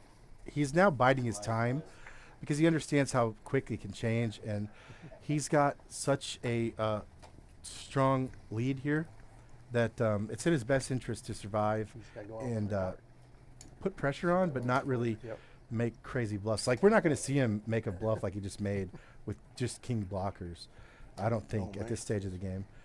He's got his lead. He loves his lead. He needs to keep that lead so he could keep the extra power you have as the chip leader at the final table, because he is the perfect person to wield that that pressure stack. He just knows how to leverage that. He knows how to close out a tournament, and keeping that lead is a big part of that. And he does it all the time. 16,000. 6 folds. Mikey raises with yet another mystery hand, and he's going to get called by Masters, 16? possibly Gavin. Gavin asks how much, 16, and he's reaching in for a call. King, Queen, Jack, What's the 5, 64? 2 clubs. Go ahead and guess that Johnny has the best hand here with the 48. Ace King 9-9, Ace King King 9, sorry, and the nut diamonds. 4 and 266 would be the pot.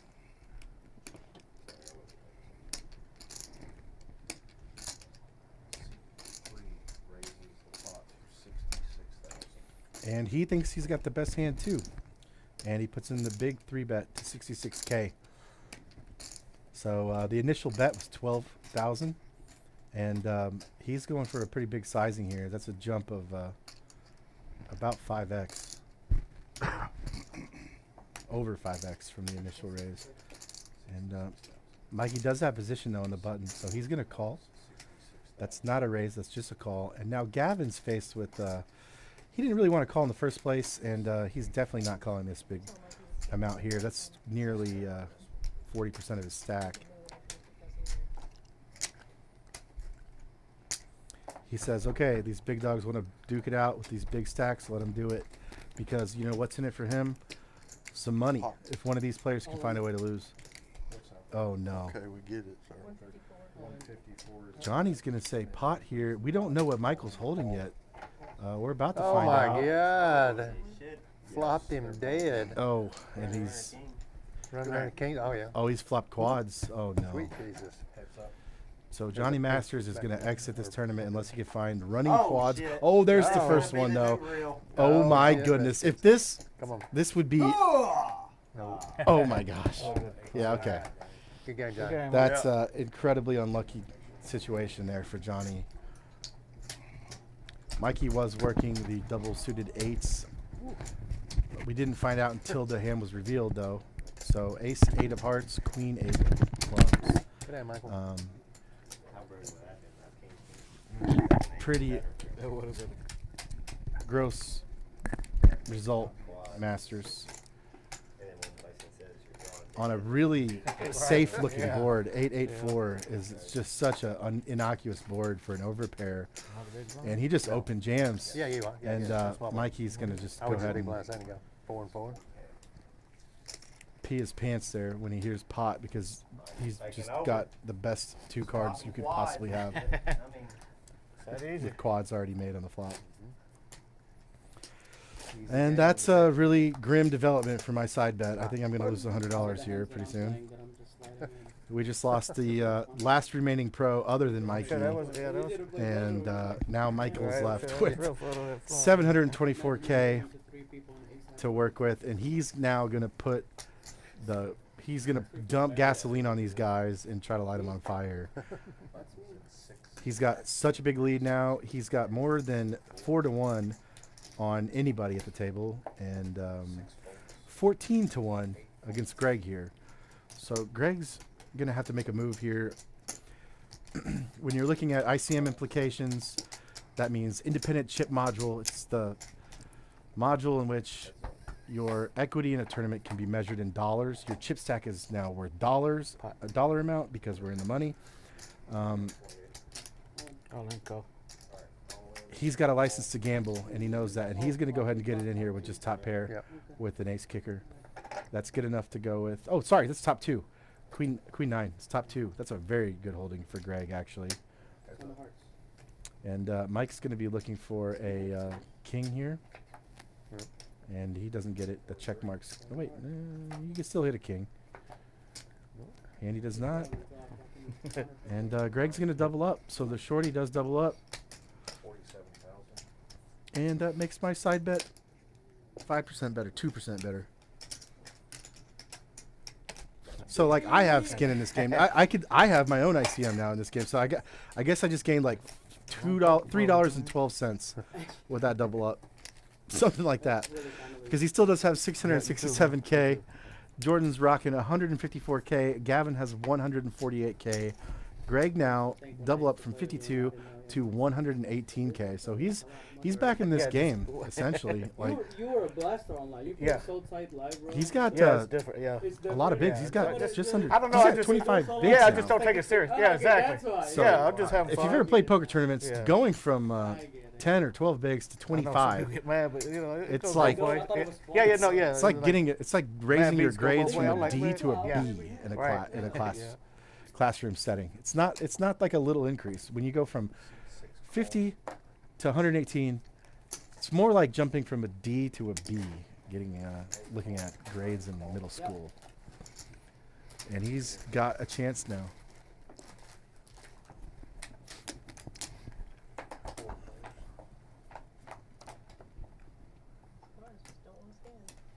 Check. 9 check. C4 bet 10,000. Gut shot for Greg. Pair of 10s. Same pair of 10s for Jordan. 6 fold, 8 fold, 9 fold, and a hand button. And the ace is going to take it down. Greg's going to take it down with the worst hand. He's feeling fresh after that double up, and he's going to take down some even more chips here.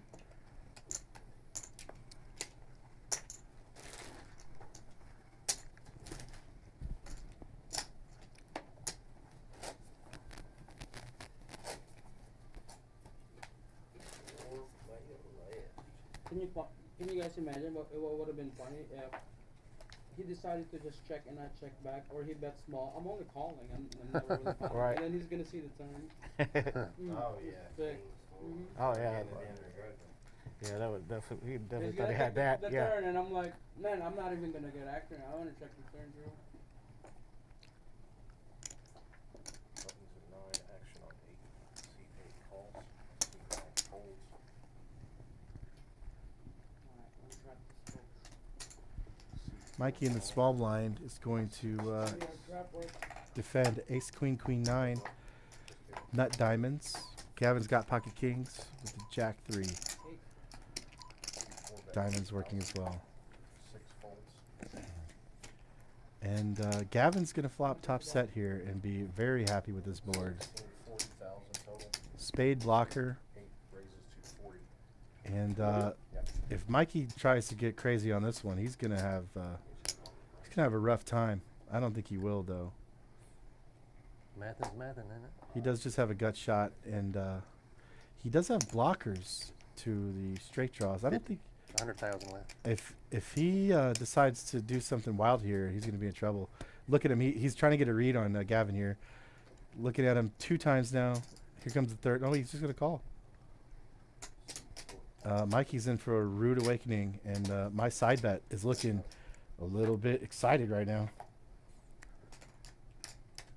Okay, so now we've got an ace on the turn, and we know that Mikey likes to use these blockers to rep a big hand, but he's not going to get to here because Gavin is just going to fire right out into him, pretty much essentially going all in, and Mikey's just going to fold here. Gavin does have top set, but there are some ways he could lose. There are a lot of ways. So there's spades coming. Any Broadway card offers straights. So he's in pretty good shape there to just rip it, and he's happy to take it down and increase his stack to 188. 5 and 5 now. Oh, I'm sorry, 196. No discount on the first hand. Jeez. And Mikey's chipping down. We're going to see his blood pressure raise a bit here. Not much, but a little, because he's still massively chip leading here. 635K. Everybody else has a number that starts with a 1. So, massive lead. And you just saw his ability to get away from situations where he'll double somebody up. He definitely doesn't want to do this now. He's got this game in a death grip, essentially, with his stack size. Because I want it to be where I know where it is. Because you keep moving into the middle of the table. And I put it there for a reason. What is the difference between here and here? Because that's where I put it. 4 players. You serious? Yes, I'm being serious. I need to know where it is at all times. Because if it's over here, I can get confused. Yeah, I know, but it's right here. It's not over here though. Fine. Please. Check, check. Suit 9, bet 10,000. Mikey getting a little steamed up, maybe from losing a couple pots. Let us catch up a little bit. Ace, king, We know ace, you had rainbow ace. on the Yeah, flop. let us catch Greg that. loves it. He's got top trips here. And he checks it. Sneaky check from Greg. Greg's getting a little bit swifty on it, but he bets, and Jordan quickly folds. That's a pretty hard board to get action on unless your opponent is really strong holding, like a minimum of trip aces or a full house.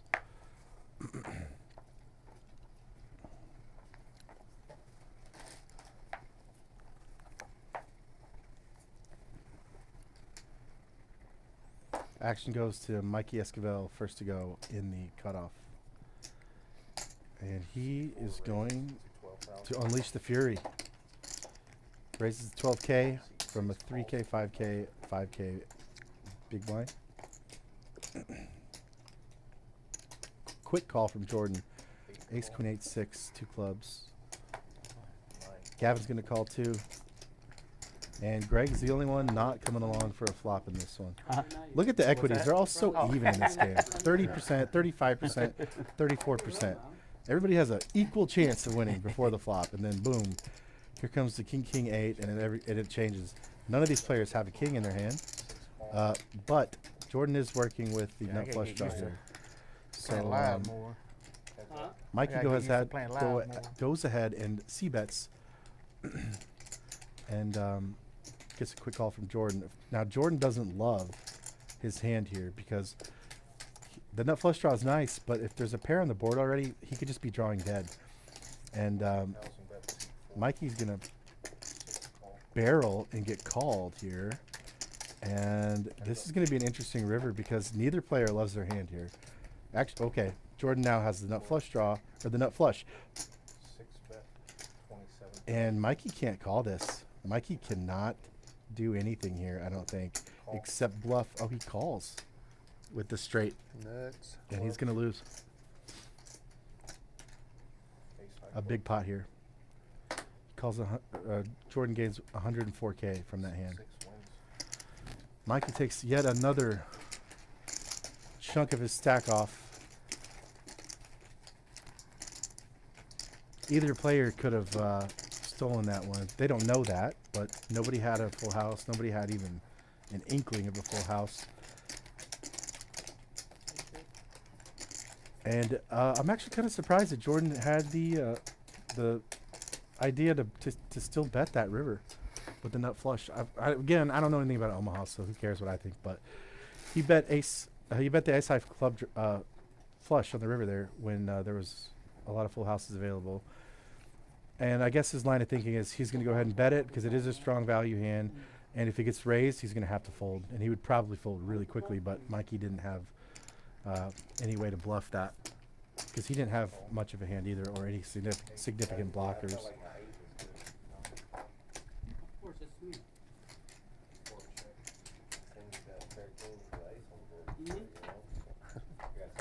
I've done worse. I was actually value betting.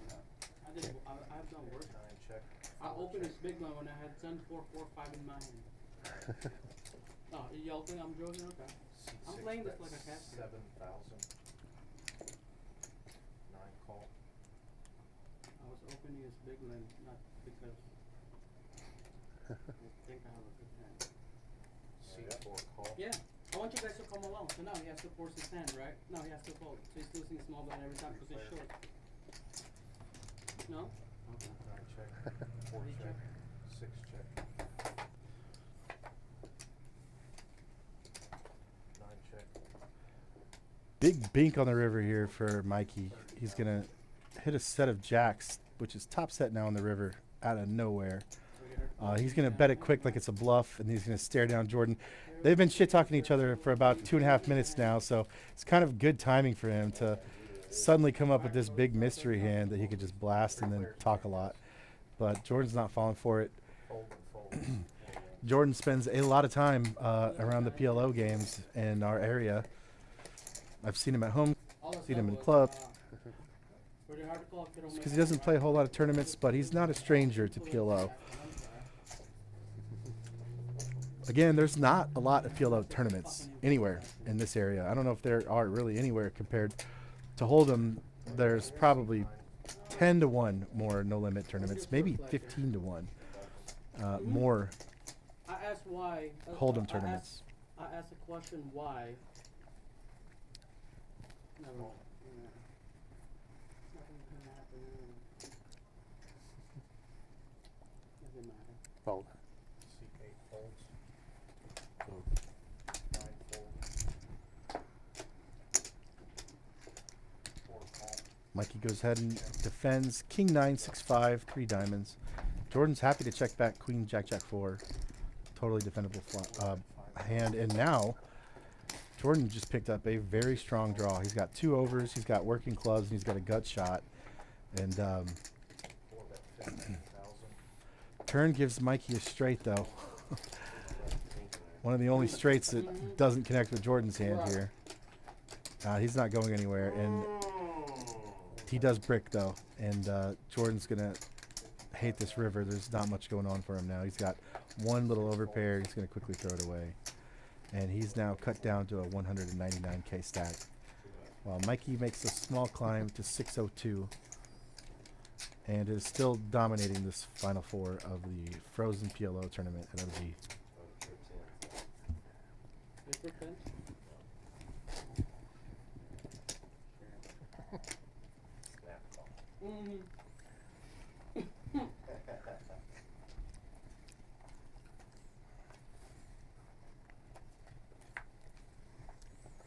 Every time I see JJ deal the 3rd card, I'm like, oh, no, too many cards. And then I'm like, no, it's right.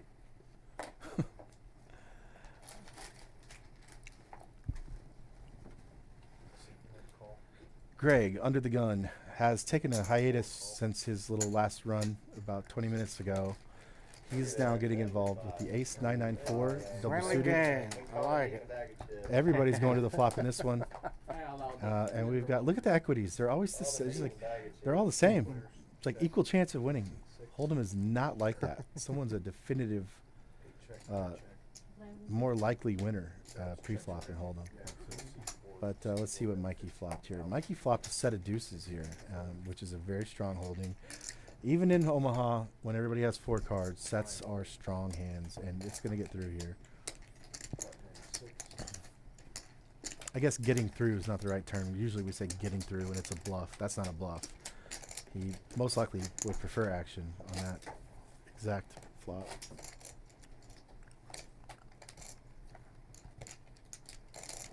double up incoming. How do you want For it? me? Oh. How do you want it? 19. Let's see. Who are you guys rooting for now? We lost some of the big dogs right out the gate. Donnie Fan was the first one to leave. Johnny Masters is everybody's favorite uncle. Drama. Is probably halfway home now. Maybe gripping his steering wheel pretty hard because of that last hand. It was a pretty unlucky spot for him there to just run into quads, turn the top set, actually top full house. So that hand was going to play out how it played out, regardless of what street they got it in on. But it's a rough way to go out. Just to say pot and see, oh, you got the worst possible 2 cards you could have out of all the cards. Okay. Well, good game. Mikey's going to take another one down, and I think I'm going to be saying that a lot. And then I'm going to be getting a $100 bill out of my wallet and handing it to him. And he's going to talk a little bit of shit to me for about 5 minutes. So you should never bet against me. By the way, I am Filipino, so if I imitate a Filipino accent, I'm just making fun of my own mother. So if you can't accent, then what can you? I can say that. He's gonna say, you should have known better than to bet against me because I'm a good player and it's not a very reasonable bet. And then I laugh and I go, so dumb of me. I could have just waited literally 30 minutes. Could have waited and didn't. Under the gun, Jordan is going to call Queen 4-3-2. I think he's getting a little tilted actually. It's just a call from him under the gun with Queen 4-3 deuce. Not a very good hand. Can make some hands out of it, I guess. You can make really any 4 cards work in this game every now and then. And nobody has much of this board actually at all. Just a pair of 8s is the best hand we've got, I think. Yeah. No draws, nothing working for either player. It's fun to watch these ones play out when nobody has anything, and it's kind of like who's the first one to take the shot, and they're usually going to be rewarded with the pot here because, I mean, everybody just hates their hand right now. All 3 of these guys are thinking, God. Some wheel draws come in though for Jordan. That's the only draw. I mean, nobody's. There's a gut shot for Greg up top. Just a jack, but I mean it's just weak. Everybody's got weak there. And I didn't see who took that pot down. Let me see. Was it Mikey? I couldn't see who took that pot down, but. Greg's holding on to 81K here. That's 16 big blinds. He's feeling some pressure. You see how fast he's shuffling his chips with his hands there. That's what happens when people get nervous. Sometimes it's when they're excited too.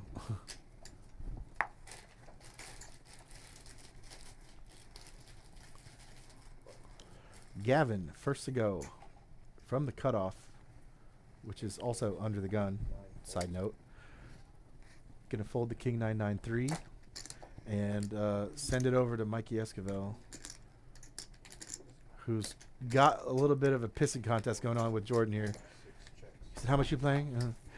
Sometimes he likes to ask that just to get it in your head that he's sizing up your stack here, so he could stack you. Jordan does have a pretty decent holding here with overpair and the nut straight draw open ended. But Mikey's working the nut clubs and he does hit it. Mikey is going to have a check mark on this hand, and Jordan is making some good folds here.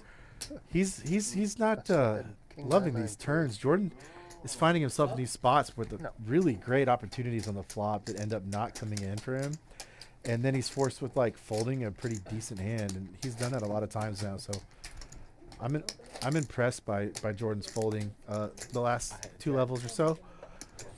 He's had to let go of some hands that a lot of people wouldn't want to let go of, and he's done it correctly. Second nut flush. He's dropped some pretty big draws, a lot of equity in those hands too. And Mikey continues the reign of terror, representing the Philippines. Manny Pacquiao. Some sleep, Matt. Tired? I don't know what sleep is. Naps. I'd like to Greg's going to go ahead and limp in under the gun with ace 994, 2 hearts. If it Raises to 15,000. It was a very beautiful series. Small blind's going to fold. What's next? Spring, right? I don't even know my season. Seat 8 calls 15.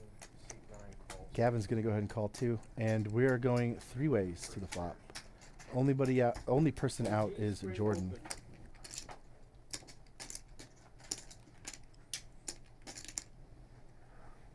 8 and 9 check. Checks. And I'm going to tell you right now, the more you check to Michael Esquivel in this situation with all these chips at the final table, the more you're going to just unleash the dragon on yourself. In this case, though, it is exactly what both these players want, as they have a lot of equity. Gavin's got the top end of the open-ended straight draw here, and he is going to love that. Whether or not he wants to continue for such a big bet, I don't know.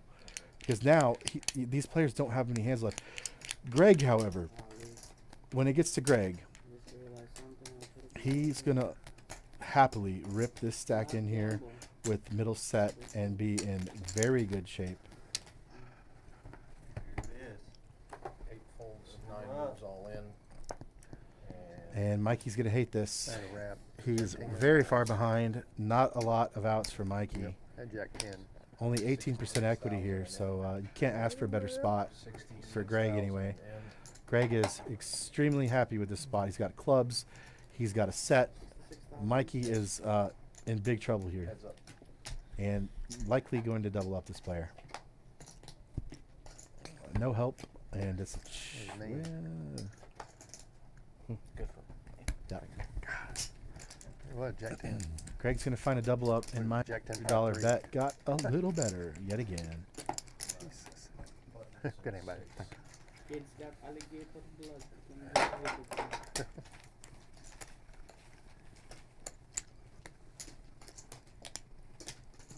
How does it feel, Speedy? How does it feel to hold?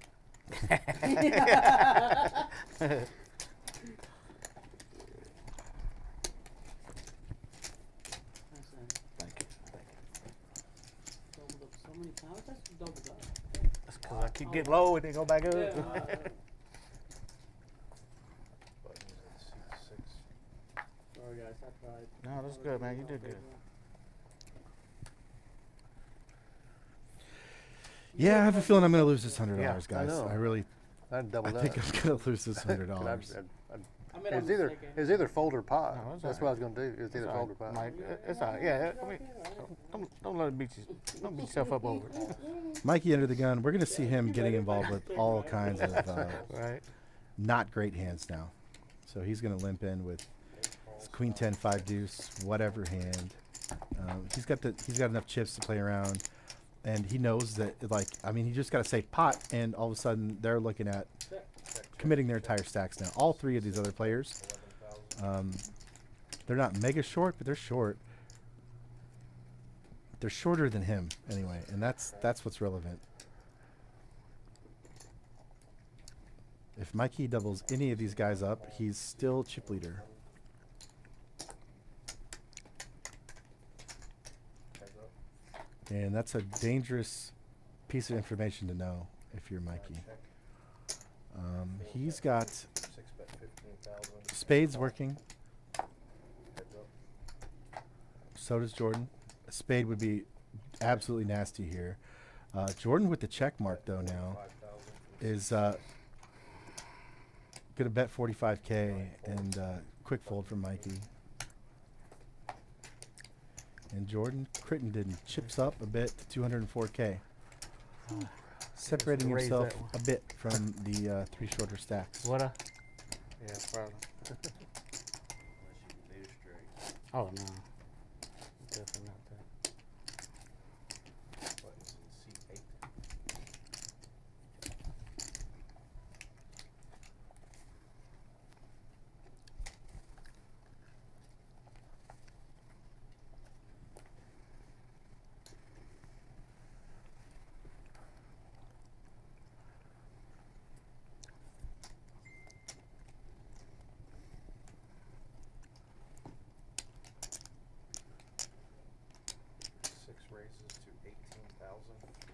Jordan's gonna bump it up.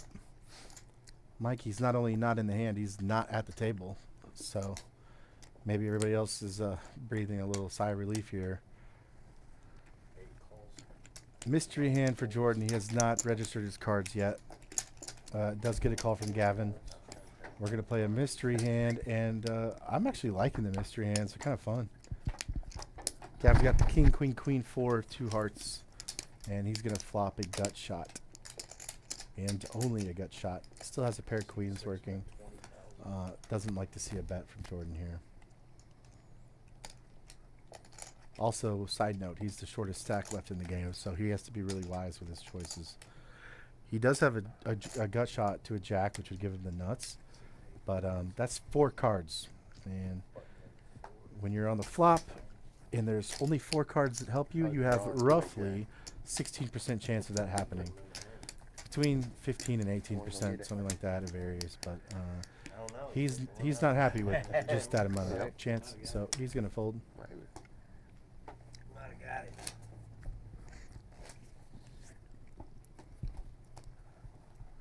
Should have called that open ended, that rabbi hand. Whew.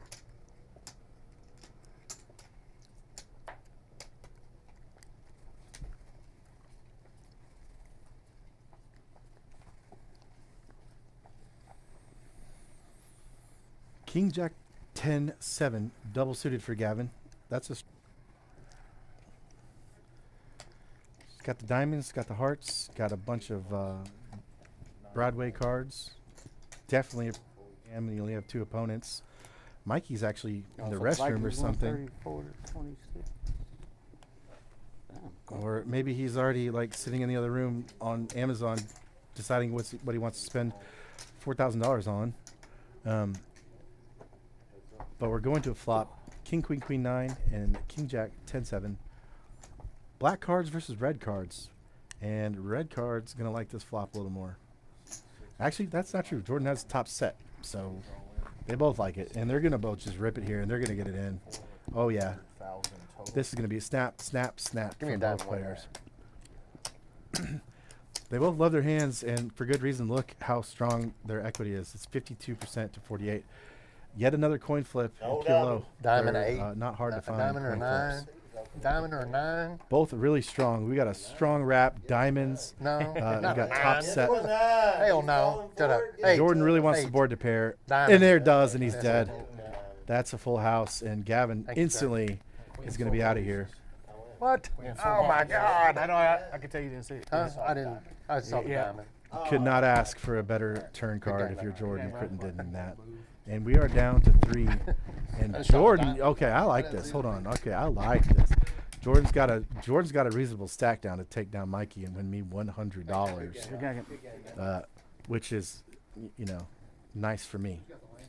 I'm in. I feel like I'm in this tournament too.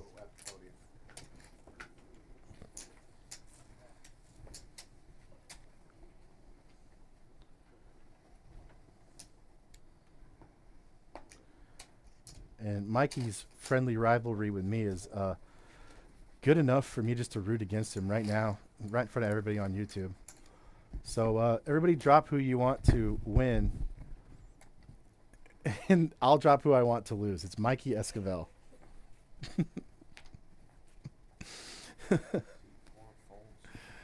You could comment who you want to lose. That's fine.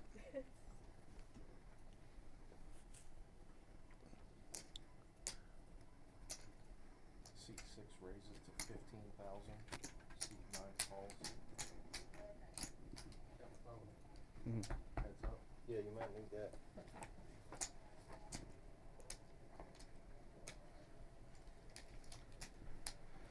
Seat 6 bet 25,000.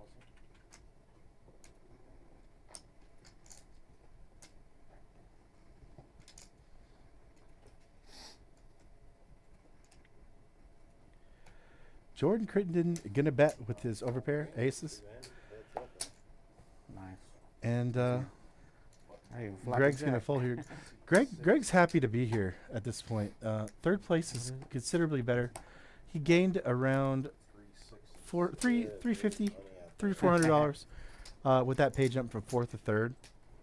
Sorry, Michael, 5th you to listen, I'm 4th. gonna blind you And I'm wrong. Actually, I'm completely wrong. He only gained $100 from that.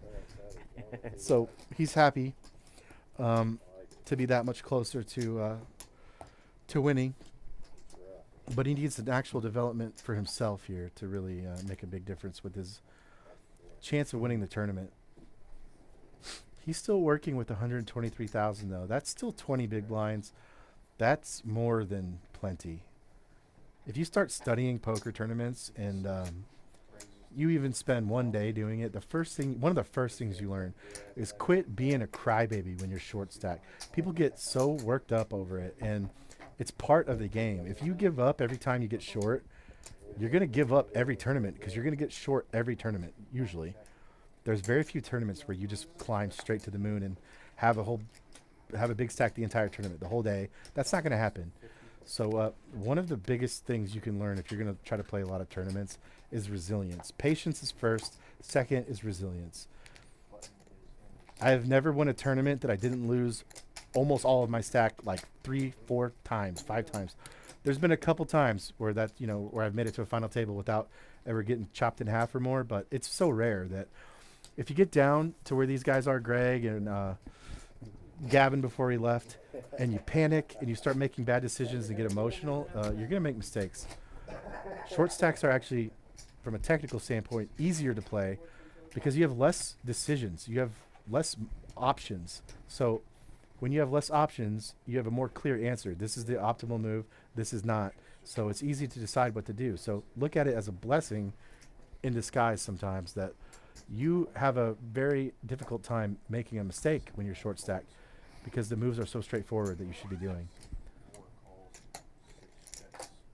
It's actually, from a technical standpoint, harder to play this giant stack that Mikey has than it is to play, say, 5 or 10 big blinds. That move is very clear cut. Just go all in. So back to the flop. Mikey Esquivel is going to bet 6K on the king 3-4 2 spades. He's got the king top pair with the ace kicker.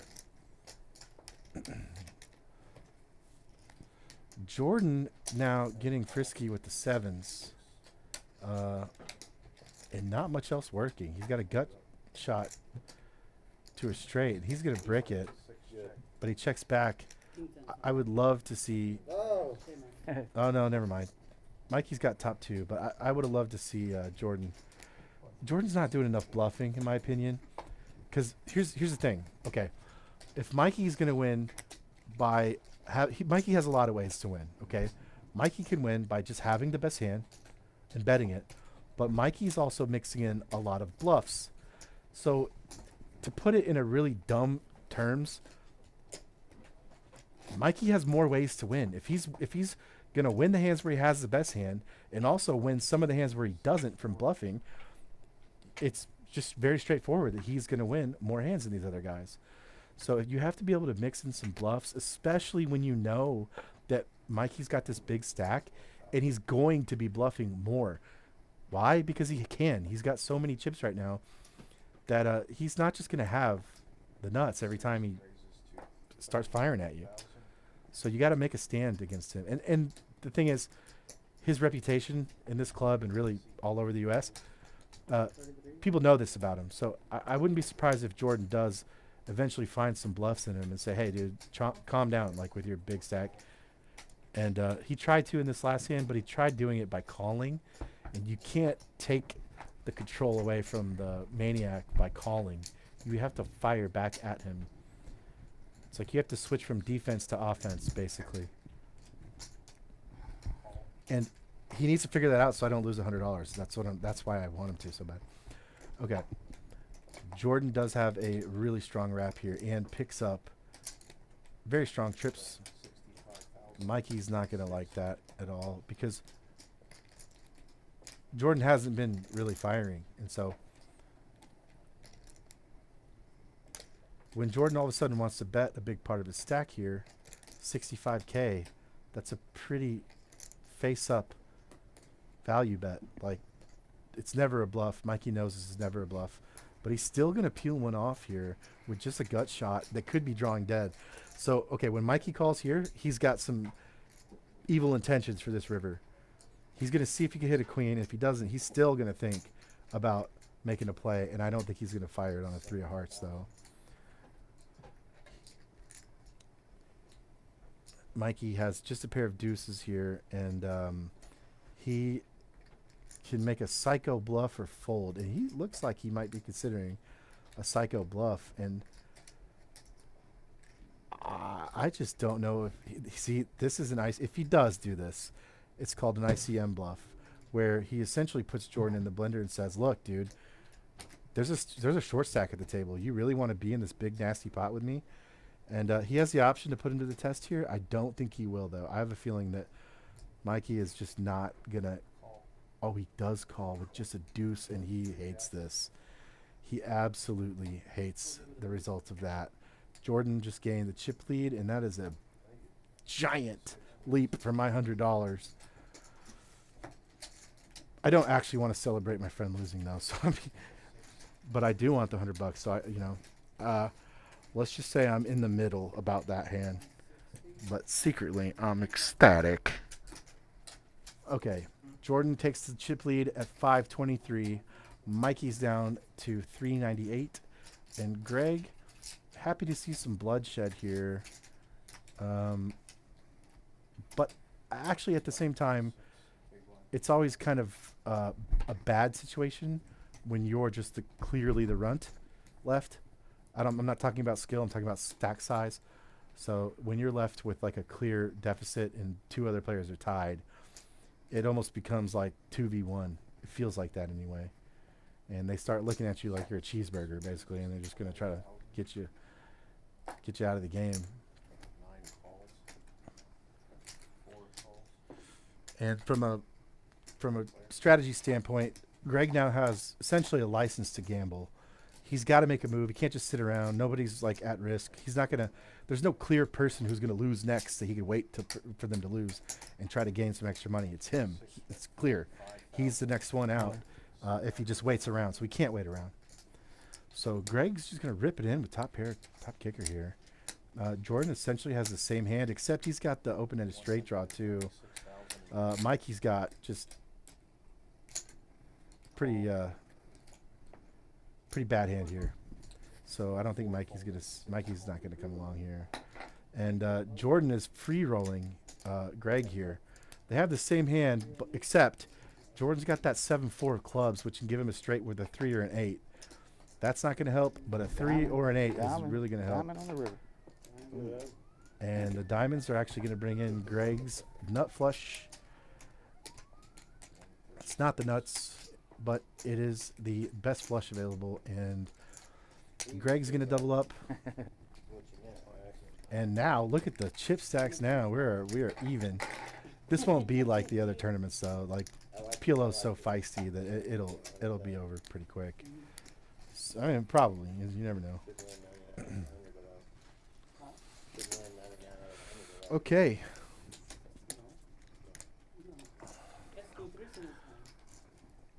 Jenna, if you're watching, might not be home till like 4 in the morning now. Love you. I still have a 2.5 hour drive home after this, and I'm happy to stick around and see who wins this one, though. This is actually interesting to watch. We got Ginger rooting for Jordan. We got OG Clubhouse, who has to be unbiased about who they want to win, as they have their own employees in this game.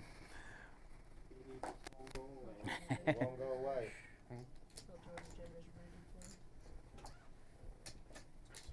Lance B says he works at TGI Fridays, not Applebee's. I did say that you just need to shut your mouth if you work at Applebee's if you want to criticize players with $1 million headed mobs.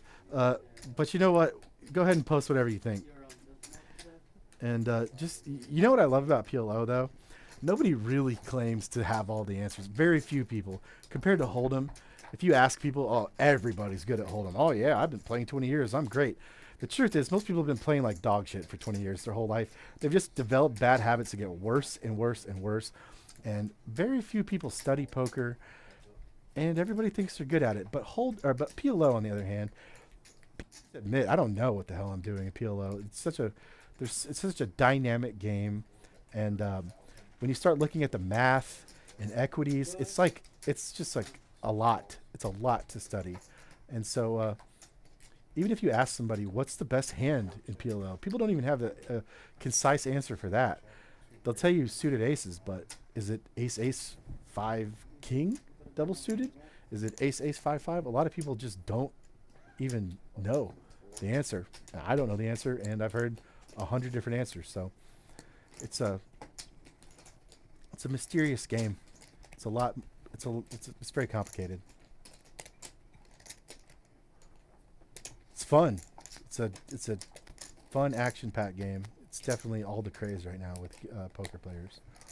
What do you have, like 400, bro? Mikey on the button, feeling the pang of Lady Luck right now. He just made a pretty sketchy hero call for a giant pot, and I think it was maybe based on a live read he had against Jordan. Not sure. You know, I was talking about how Jordan wasn't bluffing and how we could expect him maybe to find one, and I think maybe Mikey was on the same page as me there. Like, this guy hasn't fired against me. I know he's capable of making a bluff, and I feel like he's going to at some point. And I think that might factor into why he called with just the deuce there on the river. There might be other reasons too. He's 1,000,000 bajillion times better than me at PLO. So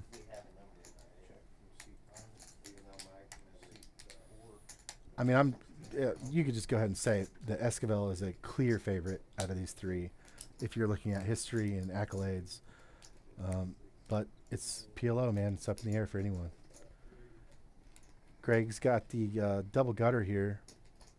27.72 each.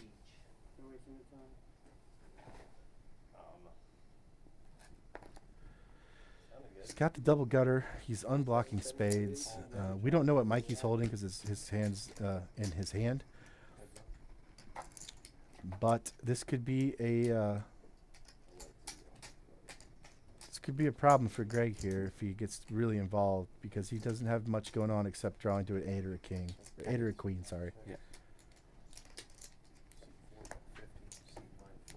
Bully. Both are nut draws. Nice, Michael. So it's not too crazy to chase them, but he doesn't want to. And Jordan out in front now with 454K. 331 for Mike and 301 for Greg. That you had the chip lead when I had it earlier, you didn't like it.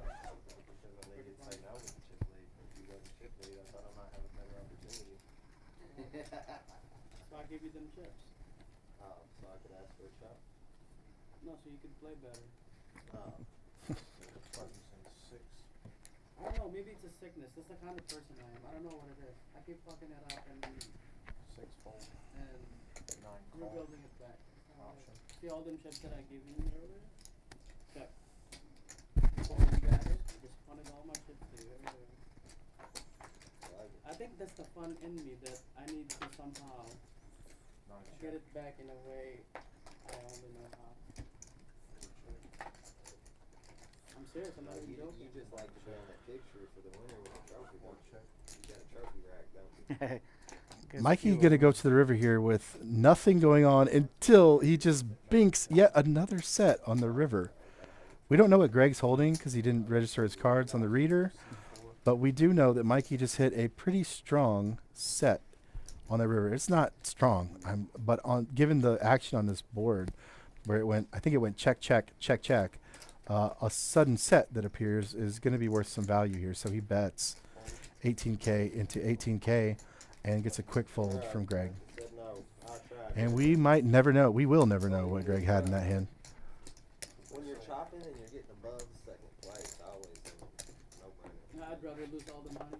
I'd rather bust $0. If you and I get heads up, you want to just combine the price pool first and second, whoever wins it all. Including everything. You get total, you get money. No, I have nothing to do with anything. It has something to do with losing. Mikey's saying that he would rather lose all his money than chop. Everything. When you lose everything. Nope. I ain't doing it. Is that what it's like chopping? When someone asks you to chop? I don't care about it. You ain't heard nothing. We're just playing all the way out.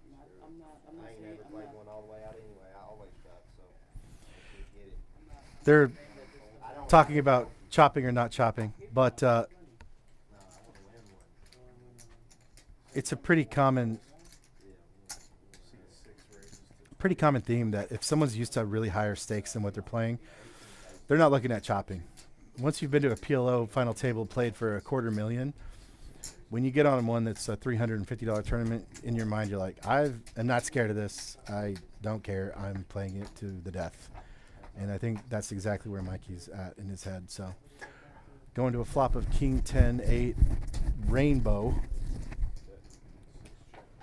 Mikey's got top pair, and now he's got trips.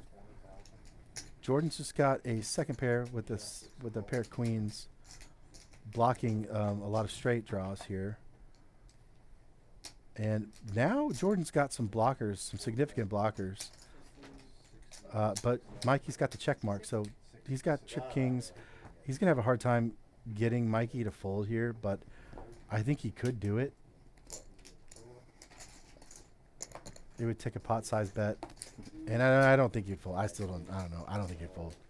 Oh, damn, you could have wrapped it. Oh, no, I'm wrong. Mikey said, oh. Actually, I'm wrong. Jordan just told him his hand. He said, oh, damn, you could have repped it. And so basically confirming what I just said, that if Jordan had ripped it, Mikey would have at least considered folding. I'm my own consultant, and sometimes he answers back, sometimes he doesn't. Speedy, where's your hat? This is the first time I've seen you without a hat. Yeah.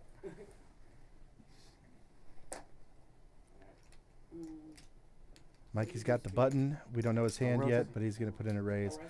Real- I would a real expect estate him to agent? raise most of his buttons. I thought he said he's a wrestler. A wrestler? All three going to a flop. We don't know what Mikey's got. 3-5 deuce, though, on the flop. And Greg's just going to flop the stone cold nuts here with the deuce through 6 straight. However, Jordan does have bottom 2 pair and an overpair I know, with the right? sevens. So Jordan, Boy, he knows what he had then.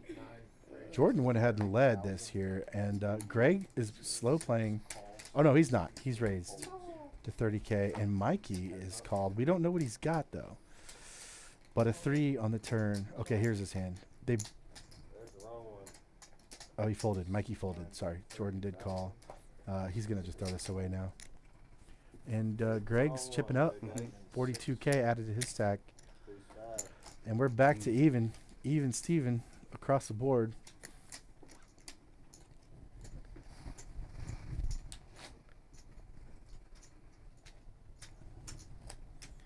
All three players So buy me an OG hat after cash out. thinking about this $4,000 and a trophy No, to no. take home. And the only one that was able to take a trophy from this series so far was Esquivel. So Mikey Esquivel going for his second Winter Poker Open trophy at the OG Yeah, Clubhouse. They got one in there that's black and came Not out. anymore. Oh, no? I took it. Oh, really? Damn, that's one of those eyeballs.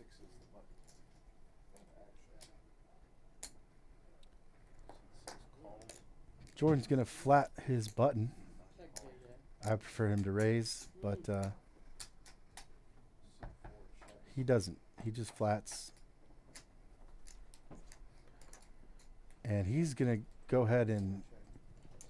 Oh, wait, sorry. Greg just flopped. Trip threes. 4 and a 9. It's a very strong hand or card to have in your hand as a 3 here. Playing 3-handed, it's... I was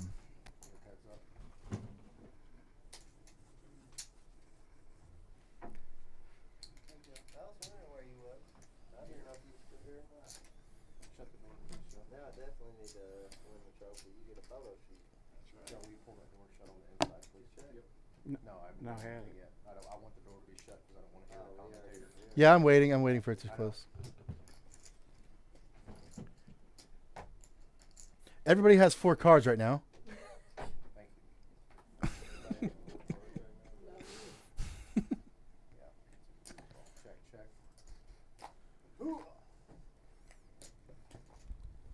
Hey, man. Seat 9 bet 25,000. And call. Shows Triple dibble? Trip threes. Seat 6 fold. Seat 9. Button in Greg's gonna scoop a pot. Super looper. We all got about the same now. Yeah, that's close. Just gotta get it in. One thing you need to do at the final table is always know how many chips you have and how many they have. So if you're not constantly keeping track of stack size, you are making a mistake at a final table. You need to know, does this guy have more than me? Does he have less than me? Is he panicking right now because he's got a short stack? Is he not panicking? It's also really important to know that if you got a short stack on your left, you need to be careful about them making a play and getting it all in, because they're ready to get it all in when they're short. And so none of these guys are, but when there is a clear short stack on your left, he's going to make his decision after you. So if you get in there with a hand you don't really love, be prepared for them to just rip it in sometimes. And you feel really like a dumbass if you don't pay attention to the little stack on your left, because there's a lot of times where you get tired, or maybe you just have a lapse in awareness for a couple seconds and you raise and it's not a hand you even like, you're bluffing, and then you look over and go, oh God, I forgot he was here with a short stack. And all of a sudden the guy with the little stack is ripping it in your face, and you should have seen it coming, but you didn't. So Mikey's going to scoop a pot, and he's quickly catching up to our new chip leader, which is Greg.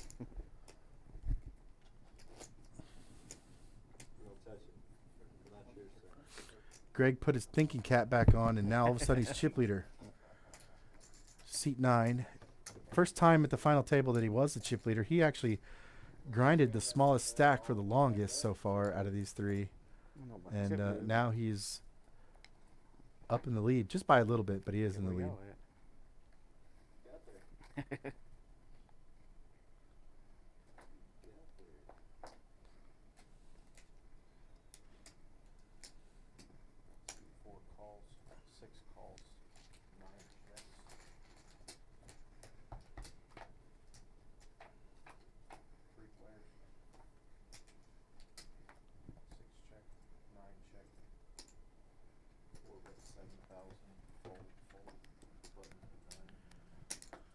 Got some wheel gut shots there working for a small bet to take it down. Not much. Here's the thing. If these guys get lazy here, they're going to let Mikey steal all these pots. You can't get tired. You can't get safe. You have to keep the action moving, or Mikey's going to start dominating here.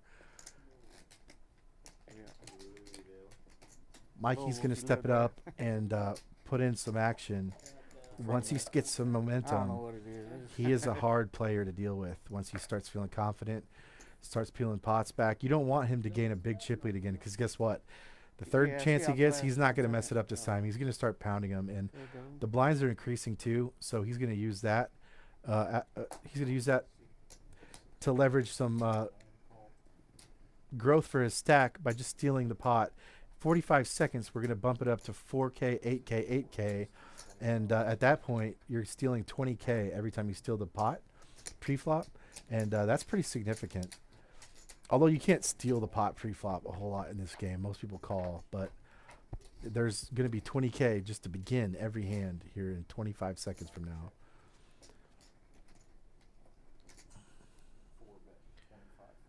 Greg checks. Just a pair of 8s. And Mikey's going to take the initiative here and bet just a pair of 4s.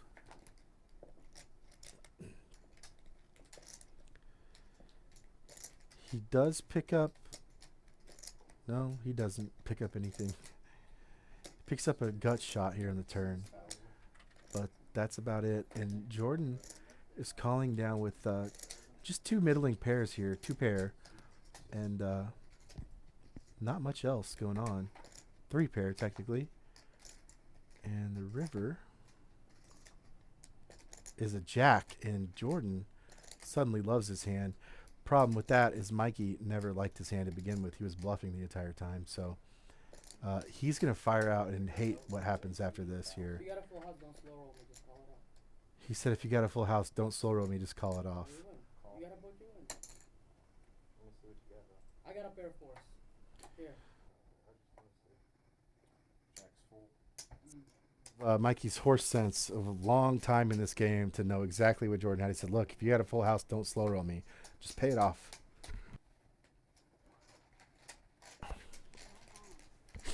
He essentially told him, look, man, I'm just messing around, so I am betting, but if you have a full house, just take it.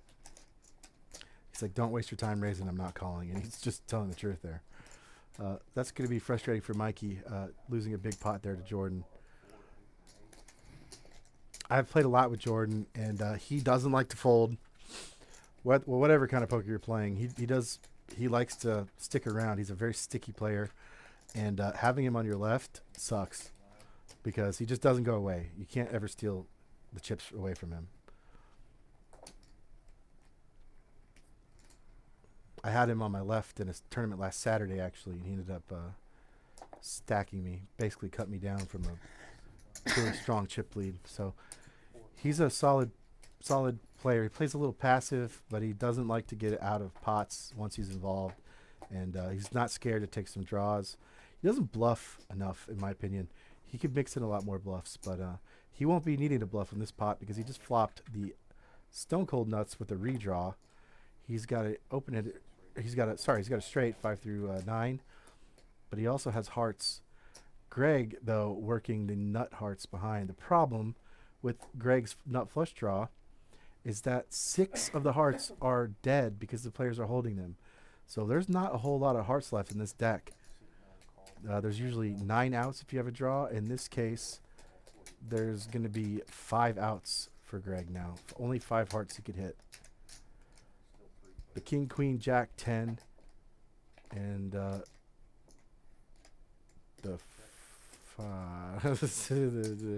something else. I don't know.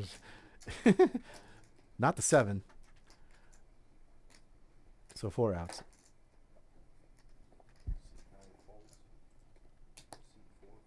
Nice one. And Greg's showing a lot of discipline here. We've seen him fold nut draws on the turn quite a bit, and that's good. You have to have that in this game because if you're one of those guys that you're like, oh, I already committed money on the flop, I don't want to lose now, I have to continue. Oh, I didn't hit my draw on the turn, but I still have a draw. I'm gonna be all in if I take it, but I got to, right? I can't just lose half my stack. Well, guess what, dude? You have to in this game. You do have to consent to losing half of your stack. A lot of times on the turn, the odds that are given you are absolutely not worth chasing. Like, say, in that case of a nut flush draw, where you have 9 outs at most, and in reality you only had 4. But even if you have all 9, you've only got a 20% chance or less of hitting it, but you're risking your entire stack. So essentially, to put it in really easy terms, you have an 80% chance of losing the tournament. You have a 20% chance of making a really pretty hand, and that's fun, right? But 80% chance you don't, and then you're driving home in 3rd place, leaving with $1,600 and leaving a $4,000 payout and a trophy back behind you. So I think Greg understands that concept and goes ahead and lays down a couple times now really good draws on the turn. And that's good to see. You have to be able to do that to survive in PLO.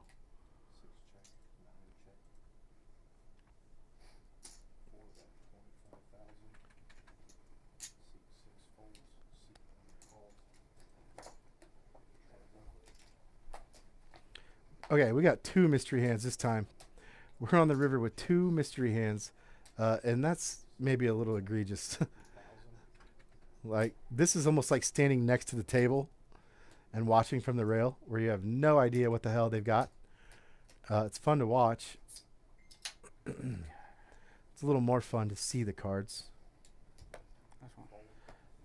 So Mikey's going to bet his 4 cards that we can't see, and Greg's going to go ahead and fold those 4 cards that we also can't see, and we're moving to the next hand. And now, interesting development with stack size. Jordan's got 582. He's got him 2-1. So he's got twice as many chips as either of the other dudes, and he's got to be loving it because he did come into this final table hours ago with the biggest stack, and it's been a long time since he has been the big dog, and he is back in that spot now. Thing is, I don't know if he's going to use it. I don't know if he's going to use the power of that big stack and really start getting aggressive with these guys. I know he doesn't really want to tangle with Mikey too much. I think they would prefer to wait till Greg's out before they start going crazy here, but Mikey is the short stack here with 218K. So Jordan does raise. Good. He's got the ace king 9-9. Diamond's working, but Greg's got aces here. And he just calls. I don't like that. I think it's totally fine to put in a 3-bet. But Greg's showed he likes to slow play. He showed us that a couple times now where he just has nut hand and decides to just kind of act like, oh, I don't know, I'm not doing much over here. But he does have a good hand. He still has strong overpair here, and it's going to be good.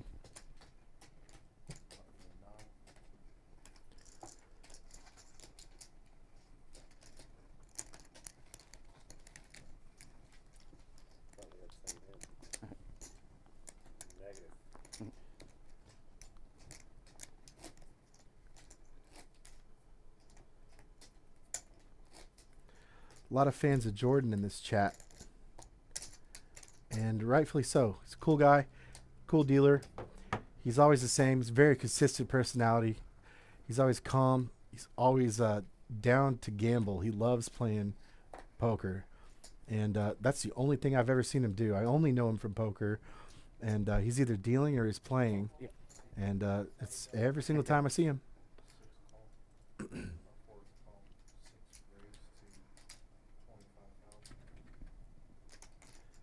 Okay, we got Jordan has raised now with his big stack, 25K.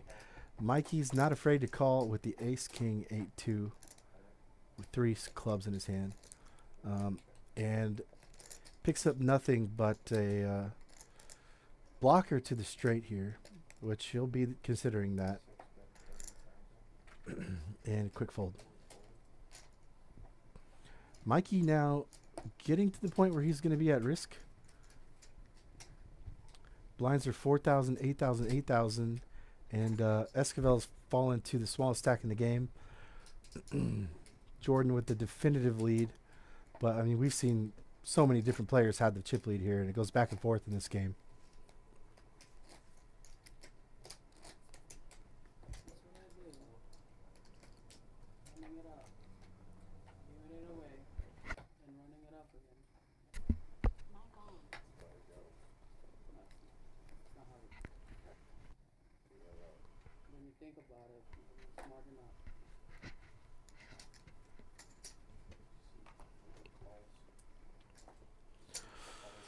Mikey on the button with the shortest stack.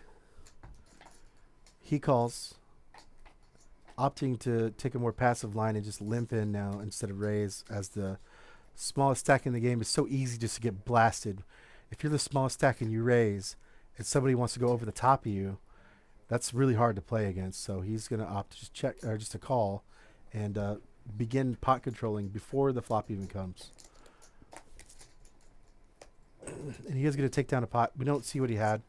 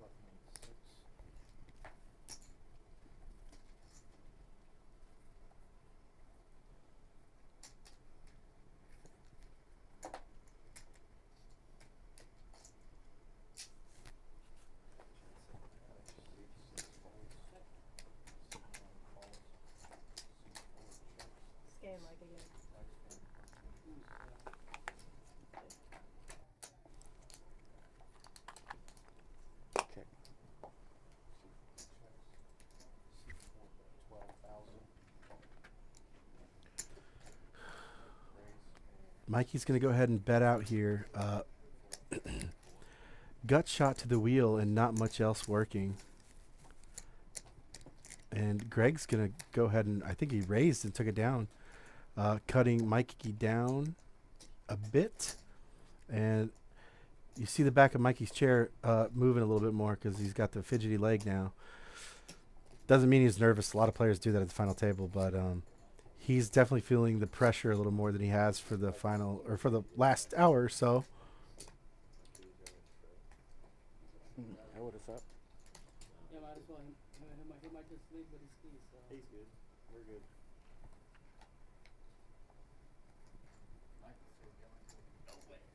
good. Greg's got 4 spades in his hand. You never want to see that in this game. Makes it a lot harder to hit your flush, and he just goes ahead and folds. Mikey calls the 4K. Yeah, so we are seeing a lot of more. We're seeing more limping with Mikey here as the short stack. That's an interesting thing.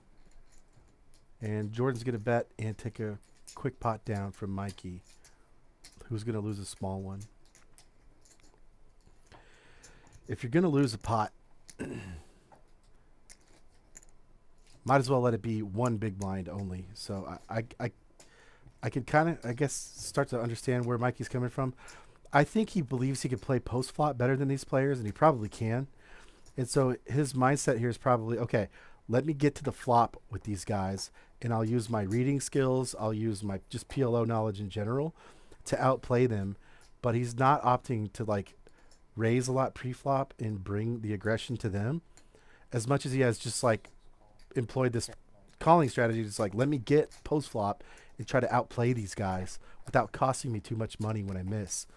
So we've seen him do this 4 or 5 times now where he just limps instead of raise, even when he's in position on the button there. And I can only think that it's because he wants to get post flop and try to play better than these guys on future streets. And he's done that a bunch of times. Greg has 2 pair. And Jordan has 2 pair as well. A worse 2 pair. And Jordan's going to go ahead and bet and take it down. Oh, no. Yeah, sorry. Jordan does take it down. To further his lead, Jordan's up to 600K just about. 300 and 181. And Mikey clearly in third here in stack size. And he's going to be paying the big blind. 11 minutes till we get to 5K, 10K, 10K. There's still 20K to start every single hand right now, though. So every pot is significant in the end of a tournament.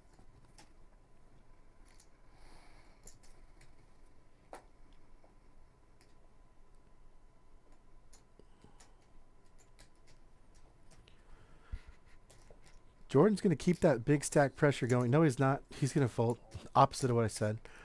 But Greg is going to call with his ace-9-5 deuce. And Mikey has got a real similar hand, a little bit better with the jack. And now that he's hit the jack, he's got Greg in a real tough spot here. If you look at their hands, they've got 3 of the same cards, but Mikey's got that one better card with the jack. And when that situation happens in this game, in PLO, that's oftentimes one of the rare situations where someone does have a lot more equity than the other person. Because, I mean, if you've been paying attention, so many of these hands, the equity is fairly even between both players. Well, when you have a bunch of the same cards, but one player's is slightly better, their chance of winning is greatly better. Not just a little bit, a lot.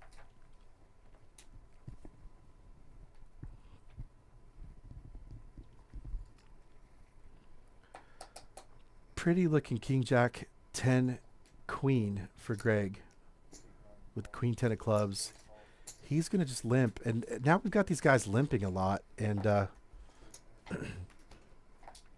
think Mikey kind of set the tone. I say this all the time, but a lot of times a final table will develop its own. It's almost like its own culture of like what sizing are we all going to use. One guy starts doing it, and then 2 guys start doing it, and then the whole table starts doing the same thing pre-flop. A lot of times you see them adopt other players' moves, and pretty soon you'll get like this raise size that's like the same between all the players that's happening. And right now, interestingly, it's the limp. A lot of them are limping.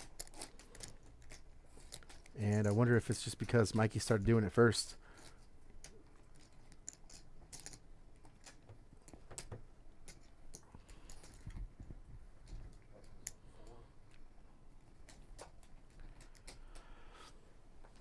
Mikey's got the button. He's also got the smallest stack. He's working with 22 big blinds. Four raises to 18,000. Yeah, Mike's cards. Mike's kind of separated.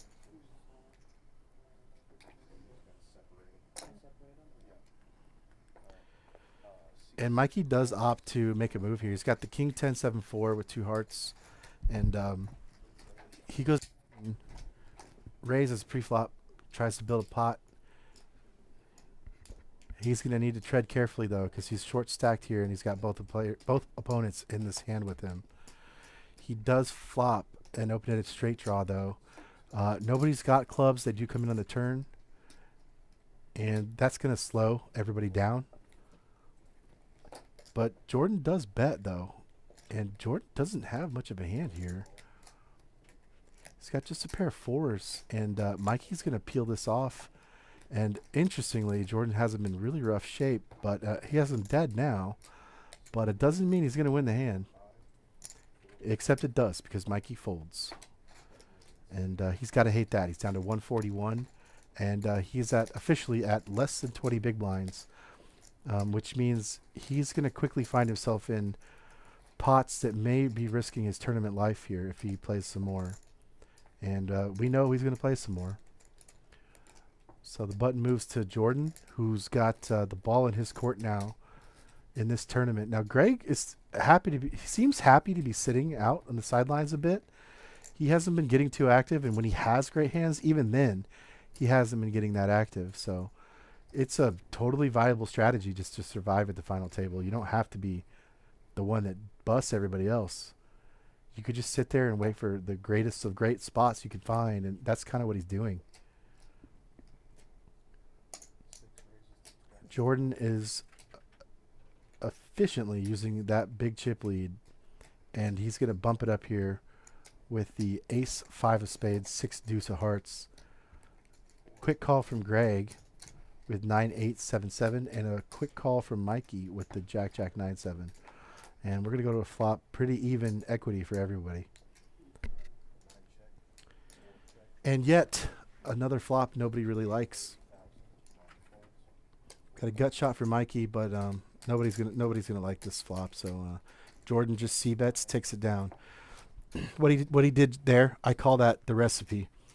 And keep in mind, I'm talking about a different game. I'm talking about No Limit, but the recipe is a classic recipe for winning small pots. Okay, and it goes like this: you raise pre-flop, you get a caller or 2 callers, and then because the majority of the time nobody has anything on the flop, they check it to you, and you c-bet, also known as a continuation bet, and they fold.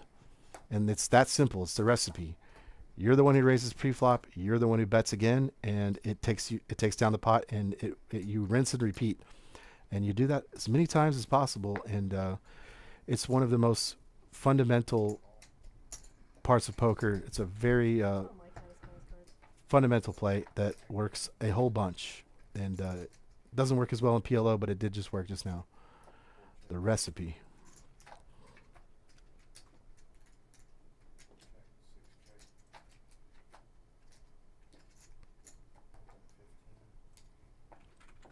Mikey's going to go ahead and bet with the check mark here and take down a pot.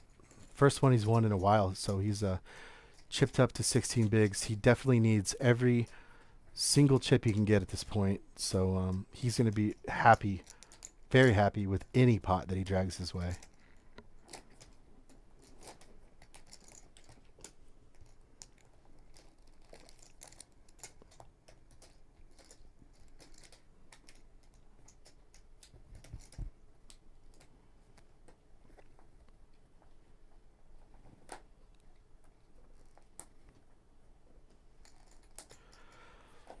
Mikey on the button. I'm guessing he's going to raise.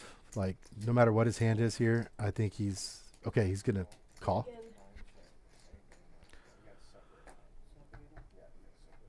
Jordan calls with the pretty dog shit 8-10 deuce-deuce. And Greg's going to call too with the queen jack 10-5. No 9 in anybody's hand. Flop comes 9-5-9. Got a gut shot from Mikey, and not much else working for anybody. But Jordan's going to go ahead and take the lead here and bet out with just a pair of deuces, no draws of any kind. It's just a stone bluff, and both players with absolutely nothing here. It's just going to be a battle of the balls here, and he's going to take it down with just a pair of deuces. He's going to be happy with that one. Now that's a clear sign that Jordan's using his stack size finally. I think it's occurring to him. Look, I got all these chips. Why can't I just throw them around a little bit? Had a pair of deuces, no relevant blockers, no relevant draws, just a pair of deuces there, and he's going to fearlessly put Mikey to the test, and that's got to feel good after 9-10 hours they've been playing together, because surely Mikey has been doing that kind of play to everybody else the entire day. That's how he plays. It's how he wins. It's why he's great. He's a really badass player, and that's why.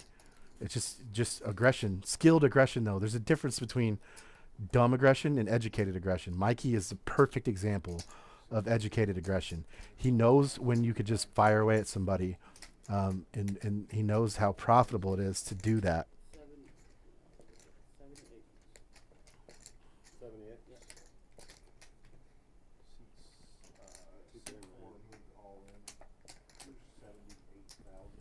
78. We've got an all-in situation, and we don't know Mikey's cards.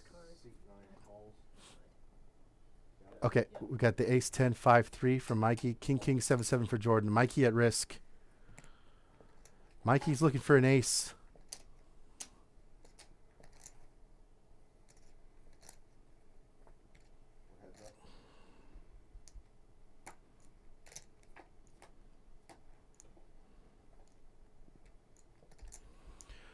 Deuce 4-8, no help to Mikey. He does have the wheel draw though. He's looking for a wheel, and he doesn't find it. Set of kings for Jordan on the river, and we are looking at a massive chip lead here, going heads up to this tournament. Jordan's got a really great spot here. Good game to Mikey Esquivel. He played well. He always plays well. I've never seen him do anything stupid, really. Like, hardly ever. And that's got to be a relief for these other two players, because he is such a good PLO player that him exiting this tournament is nothing but joy for these other two guys. Whether or not, forget their chip stacks. They're just glad Mikey's gone. He's too good at this game to be comfortable sitting with him at a final table. If you could choose anybody else at the game, they would. First to act. Seat 9 calls. Seat 6 raises to 15,000. And seat 9 calls. Heads up. Jordan's going to raise up the ace queen 10-3, and we're going to see him, I think, put some major pressure on. However, in this spot right here, he's going to have some trouble with Greg flopping an open-ended straight flush draw. That is a real strong draw. 10, 7, 8, 9 of clubs is going to be enough for Greg to put in some major options here. He does pot it. Greg pots it back in Jordan's face. He's just going to have to let it go. He does have a gut shot to the nuts with the jack, but I don't think that's enough. He doesn't think it's enough either, and he folds. Last thing he wants to do right now is double Greg up, because guess what? If he does that, he's cut down to 470, and Greg would have 615. And you don't want that when you're chip leader. And we're going to go to a 10-minute break.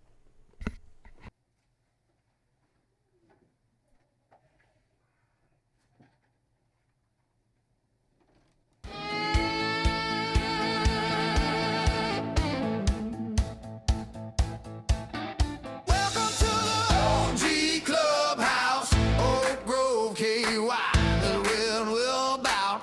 Lights on, cards in the air, we ride. If you ain't all in, step to the side.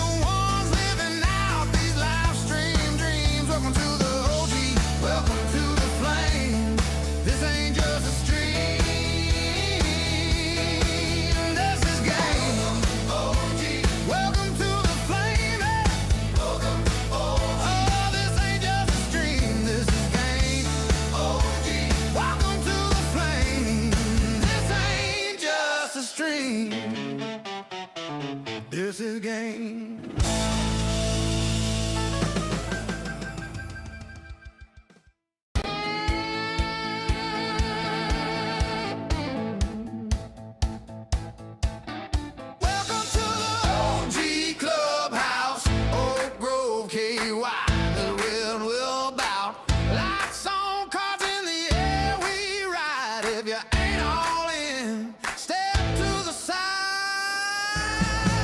From the small town streets to the worldwide screen, we're the ones living out these live stream dreams. Welcome to the OG, welcome to the flame. This ain't just a stream, this is game. OG, welcome to the flame. Welcome, oh, this ain't just a stream, this is game. OG, welcome to the flame. This ain't just a stream, this is game.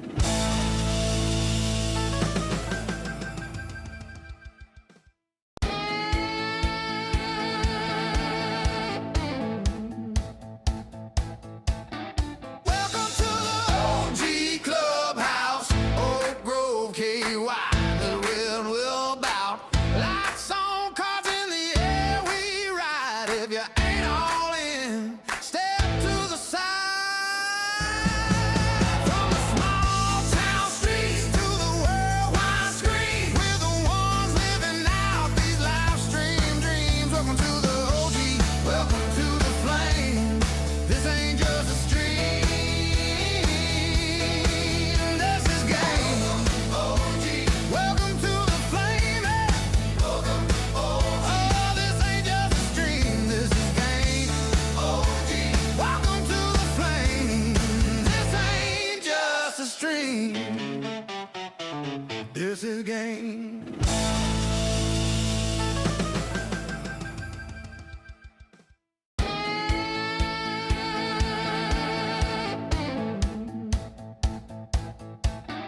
Welcome to the OG Clubhouse, Oak Grove, KY. The wind will bout. Lights on, cards in the air, we ride. If you ain't all in, step to the side. From the small town streets to the worldwide screen, we're the ones living out these live stream dreams. Welcome to the OG, welcome to the flame. This ain't just a stream, this is game. OG, welcome to the flame. Welcome, oh, this ain't just a stream, this is game. OG, welcome to the flame. This ain't just a stream, this is game.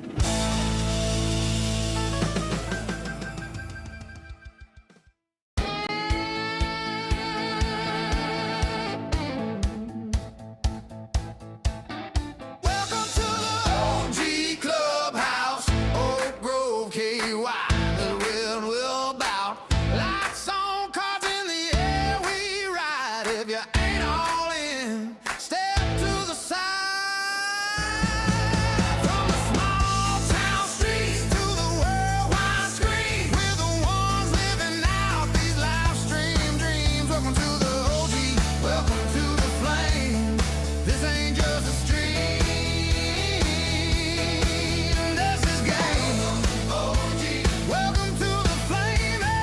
Welcome, oh, this ain't just a stream, this is game. OG, welcome to the flame. This ain't just a stream, this is game.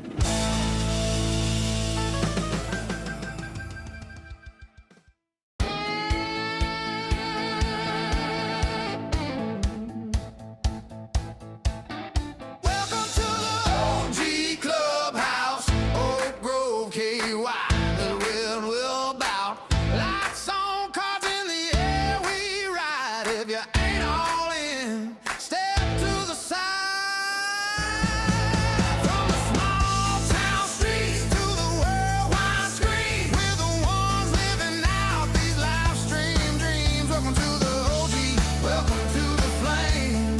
This ain't just a stream, this is game. OG, welcome to the flame. Welcome, oh, this ain't just a stream, this is game. OG,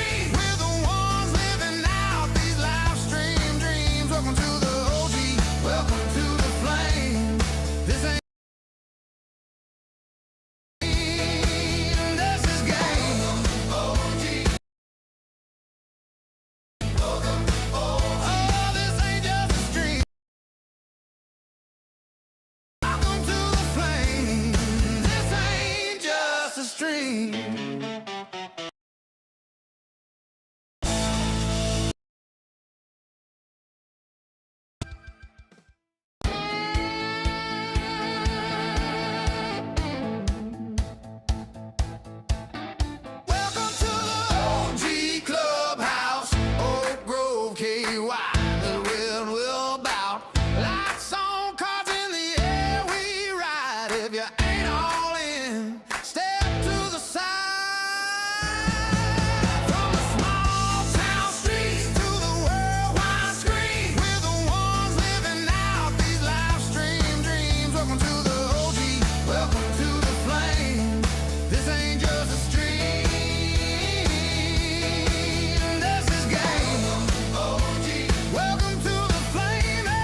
Welcome, oh, this ain't just a stream, this is game.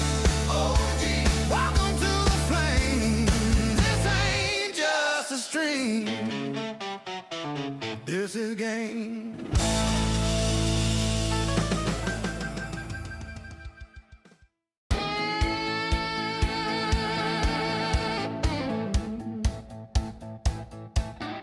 Welcome to the OG Clubhouse, Oak Grove, KY. The wind will bout. Lights on, cards in the air, we ride. If you ain't all in, step to the side. From the small town streets to the worldwide screen, we're the ones living out these live stream dreams. Welcome to the OG, welcome to the flame. This ain't just a stream, this is game. OG, welcome to the flame. Welcome, oh, this ain't just a stream, this is game. OG, welcome to the flame. This ain't just a stream,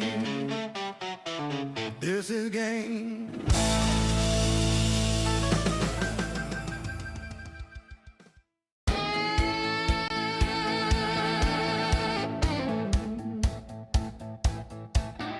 Welcome to the OG Clubhouse, Oak Grove, KY. The wind will bout. Lights on, cards in the air, we ride. If you ain't all in, step to the side. From the small town streets to the worldwide screen, we're the ones living out these live stream dreams. Welcome to the OG, welcome to the flame. This ain't just a stream, this is game. OG, welcome to the flame. Welcome, oh, this ain't just a stream, this is game. OG, welcome to the flame. This ain't just a stream, this is game.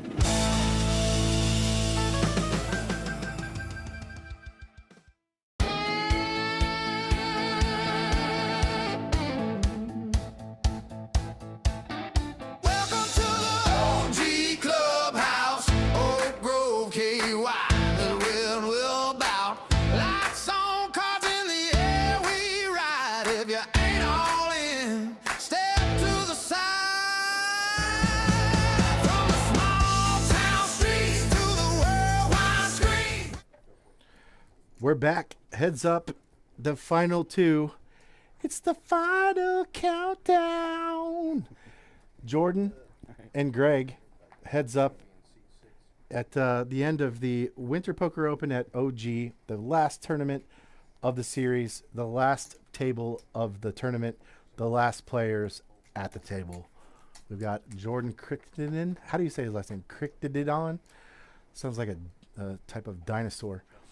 Jordan Croctodon and Greg battling it up heads up. Jordan just had the luxury of eliminating Michael Esquivel, the last remaining professional player, highly accoladed pro with almost $1 million in earnings.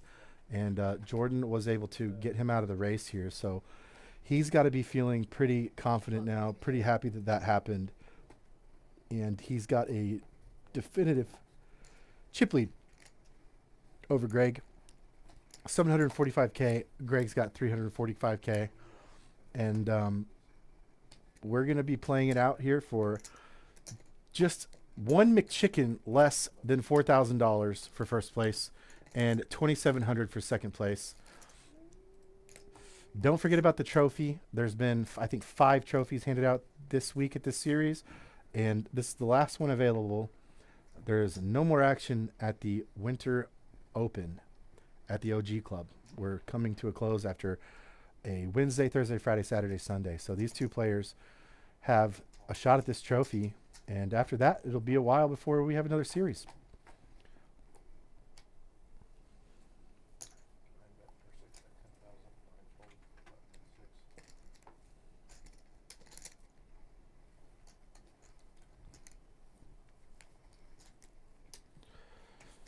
Button's going to move over to Jordan.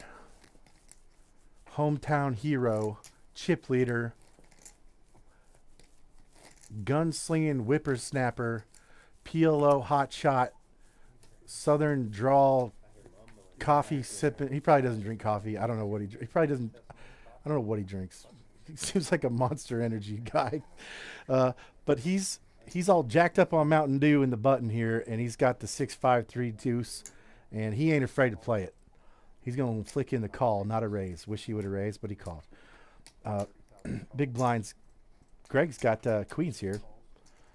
And he's just going to... Okay, no, he is raising. Good. Greg's finally going to fire back. Jordan's not backing down with these little cards here. Deuce 3, 5, 6. He does hit a 5, but here's the problem. All of his kickers suck, and he doesn't have any other draws. So Greg's just going to go ahead and take it down. He's got hearts and an overpair and a gut shot. So, yeah, pretty much a death grip on that board.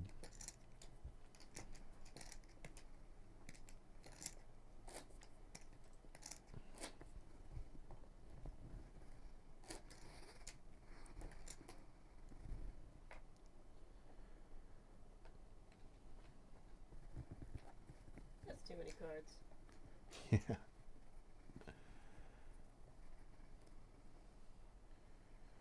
Our producer in the booth just said, that's too many cards. And I have to say, I agree.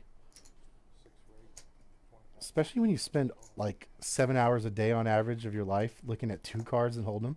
As soon as you hand me 4, I'm like, Like, my friends will be like, look at this hand. It's so sick. And they'll show me the hand history. And I'm like, cool. Give me a second. Okay. Give me 30 more seconds.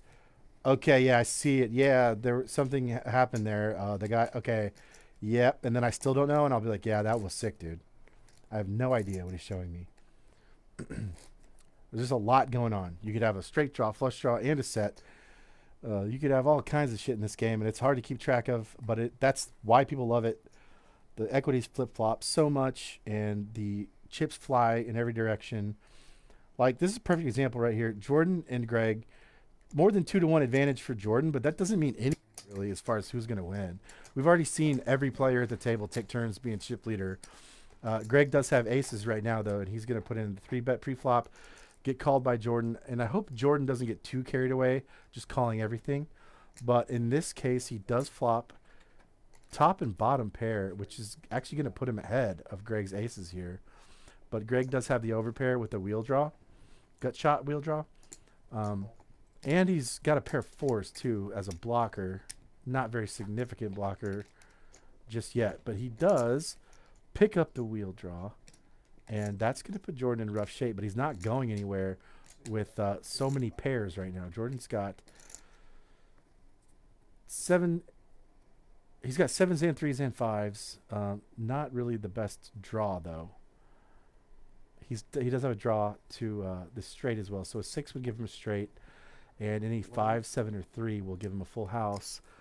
But I don't know that Greg's going to let him get there. Oh, wait, no, he bet. Jordan led, and now he's getting called by this wheel.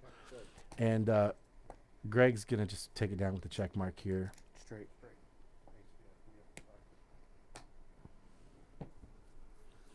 And that's going to even out the playing field a bit. And see how much one pot just changed everything? We just went from 700, 300 to 600, 490. That's just one hand. So you can imagine what happens when 2 or 3 or 4 or 5 more of those occur.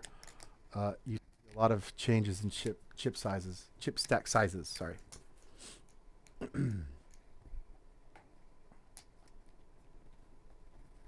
Button moves to Jordan. It's kind of an innocuous advantage when you've got the button. Just so you know, if you don't play a lot of poker, having the button means... Oh, sorry. Greg has the button. But when you have the button, you get to make all your decisions last, which means your opponent has to tell you what he wants to do before you decide what you want to do. And that might not seem like a lot, but mathematically and over long-term data, it's a lot, man. You win almost, you win the vast majority of your profits from an entire lifetime of poker. You're going to win it with that button in front of you. And you're going to lose the most with those blinds in front of you. It doesn't matter who you are, how good you are, how bad you are. That is true of every player. You lose the most money from the big blind. You win the most money from the button. You could argue all you want. You could look at one hand in particular that wasn't like that, whatever. In the long term, you're always going to win more from the button. You're always going to lose more from the big blind. So when you're in the button and you have position, you want to play bigger pots. So you want to raise on the button. That's why you see so many players do it.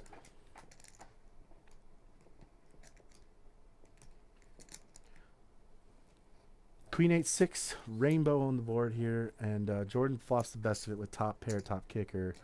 But Greg also has that top pair with a worse kicker.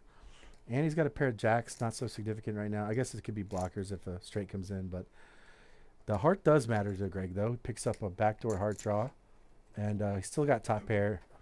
And Jordan's not going to let down here, though. He's got a gut shot straight draw going on, too, with the 7-4 working. And Jordan is not going to let down this pressure, I think. He's fired 2 streets now on a flop and turn. And his gut shot does come in to give him the check mark. And Greg now has already decided he didn't believe him on the flop. He didn't believe him on the turn. He's left with a hand, but not much of... It's a hand, okay? Top pair in this game, that's a hand. It's not a great hand, though, especially when your kicker is a jack. It's definitely in the category of bluff catcher. You're only beating pretty much a bluff. And he knows this. He hasn't called. Look at him. He doesn't want to do it. And he doesn't. He's like, yeah, I know this is probably not good. And he just lets it go, and that's a good fold.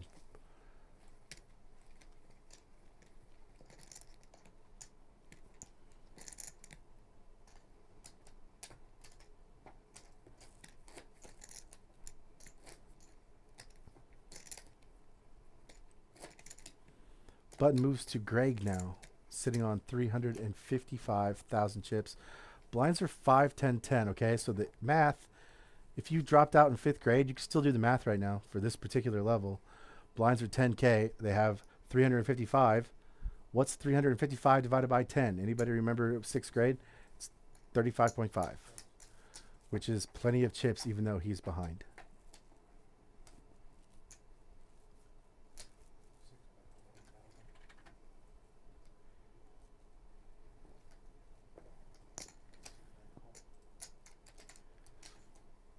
Greg's going to make a snap call here with Queen and some Broadway draws.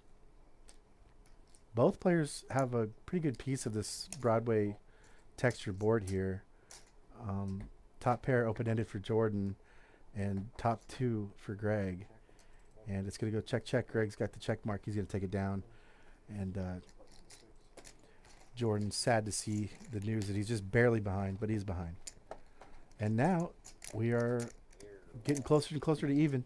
650 to 440 in front of Greg. And Jordan's feeling the pressure. Look at him. That's a man with a plan. Jordan looks like what I picture Clint Eastwood looked like when he was like 20. And get off my lawn. And that's what he's thinking right now with Greg. He's like, see this table? This is my lawn. Get off my lawn.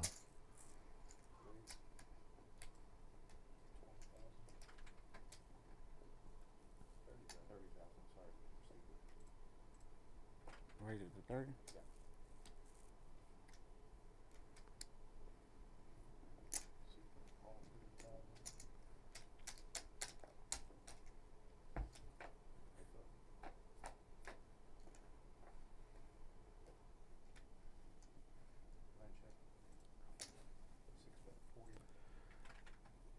Jordan's going to bet his top pair and get a quick fold from Greg.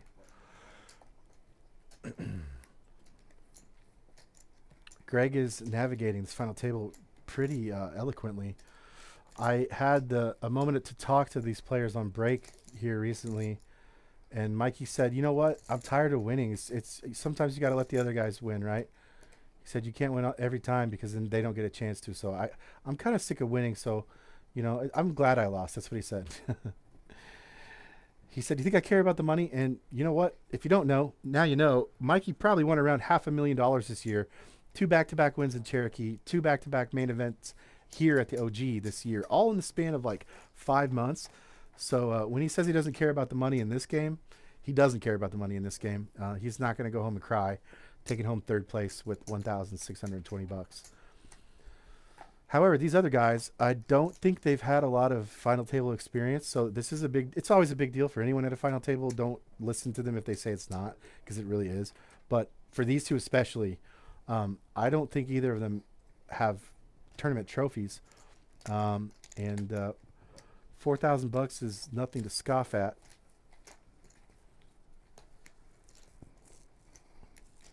You could buy a lot of Christmas gifts with $4,000. I could sit here and probably spend the next 20 minutes thinking of fun ways to spend $4,000, but you can do it too. So you just do it for yourself. I don't think my car's even worth my car's definitely not worth $4,000. So they're playing for like 4 of my cars right now. So to me, that's how I put it in perspective. That's a big deal. Queen 9-8-6 for Jordan on the button. This is plenty of hand for him to work with here. Like, even when you play Hold'em and you got 2 cards, you need to be playing a whole bunch of your hands when you get heads up. So, I don't study this game, PLO, but I know it can only be doubly true when you have twice as many cards.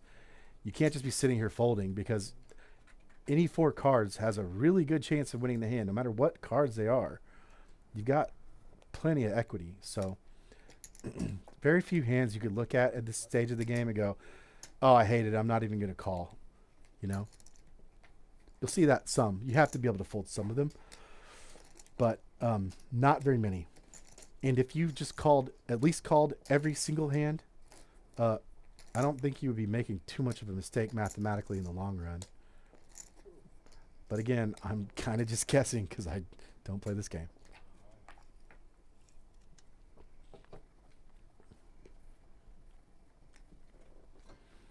See, this is a prime example of one of the hands you can just fold. When you have 3 of the same card in your hand, it's a real bad hand. 10, 10, 10, deuce. But Greg's going to call with it anyways. Because the last thing I said is also still true. You can't be just folding a lot when your head's up in PLO. If you're new to this game and you're looking at Greg's hand and you go, "Oh, he's got trip 10s." Well, no, he doesn't, because one caveat of PLO that you must know, it's the bare essentials. You have to know that you can only use 2 cards out of your 4 cards in your hand. You cannot use more than 2, and you must use at least 2. So, like, if you don't know that rule, that would be like playing baseball and not knowing that you're supposed to hit the ball. So don't play PLO if you don't know that. Until you learn that. That's one of the most common beginner mistakes in PLO. Is people don't realize that you have to use 2 cards and you must use 2 cards and not more than 2 cards. And everybody has made the mistake in this game where they didn't know that rule at some point when they were new, and they screwed up and thought, "I got trip 10s. Look at this." Like the last hand Greg had, and you don't have trip 10s. They don't count. So back to this hand. We've got a pair of aces that's going to take it down, and Greg's going to gain 10K there. Chip stacks are separating a bit once again. 700K just about for Jordan, just under, and Greg's got 400K. We're still on the easy difficulty math level where the blinds are 5K, 10K. It's one of the few points of the tournament where the math is easy because it's just increments of 10. 10K. You can measure all of the pots in just 10K. So divide it by 10 and you know exactly where you're at. Divide your chip stack by 10, you know how many bigs you got. Greg's got 40 and Jordan's got 70 just about. And due to the good structures at OG, that is a very deep stack playable for both players. Greg's sweating because he's behind, but he's not that behind. And we've got 29 viewers now.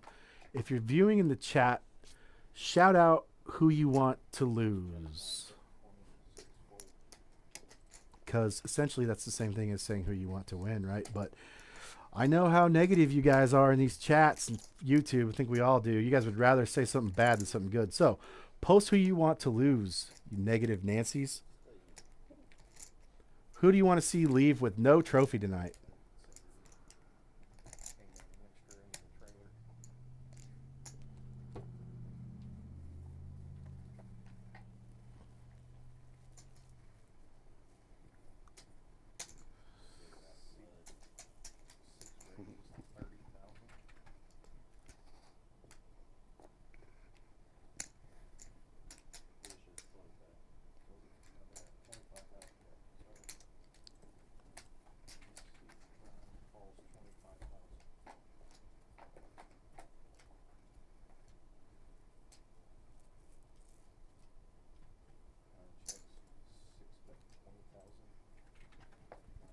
Jordan's going to bet out with his flush and probably a little disappointed to not get action. But then again, when you flop a 7 high flush and somebody flops a bigger one, it's going to cost you money. So it's not terrible that you just get a fold there. It's one of those situations that if he calls you, you're not happy. So maybe you prefer the fold.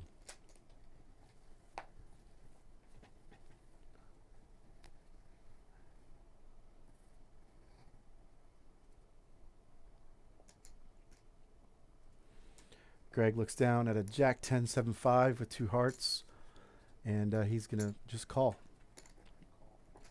And Jordan is not having it, and he shouldn't. You shouldn't let him limp in. At this point, the game's so close that if you got a hand, he's got queens right now. Just put in the race pre-flop and get this pot built ahead of time, because you've got more chips than the other guy, and let him know right away, like, you want to play a hand, it's going to cost you some, and so it'll keep him from doing it, and it'll give him incentive in the future to not limp hands and maybe consider folding the crappy hands a little more. And that's always better for the chip leader if the other guy is going to give him walks every now and then. He's not going to give him many, but like if you can get him to give you just a couple, they're very valuable at the end of a tournament.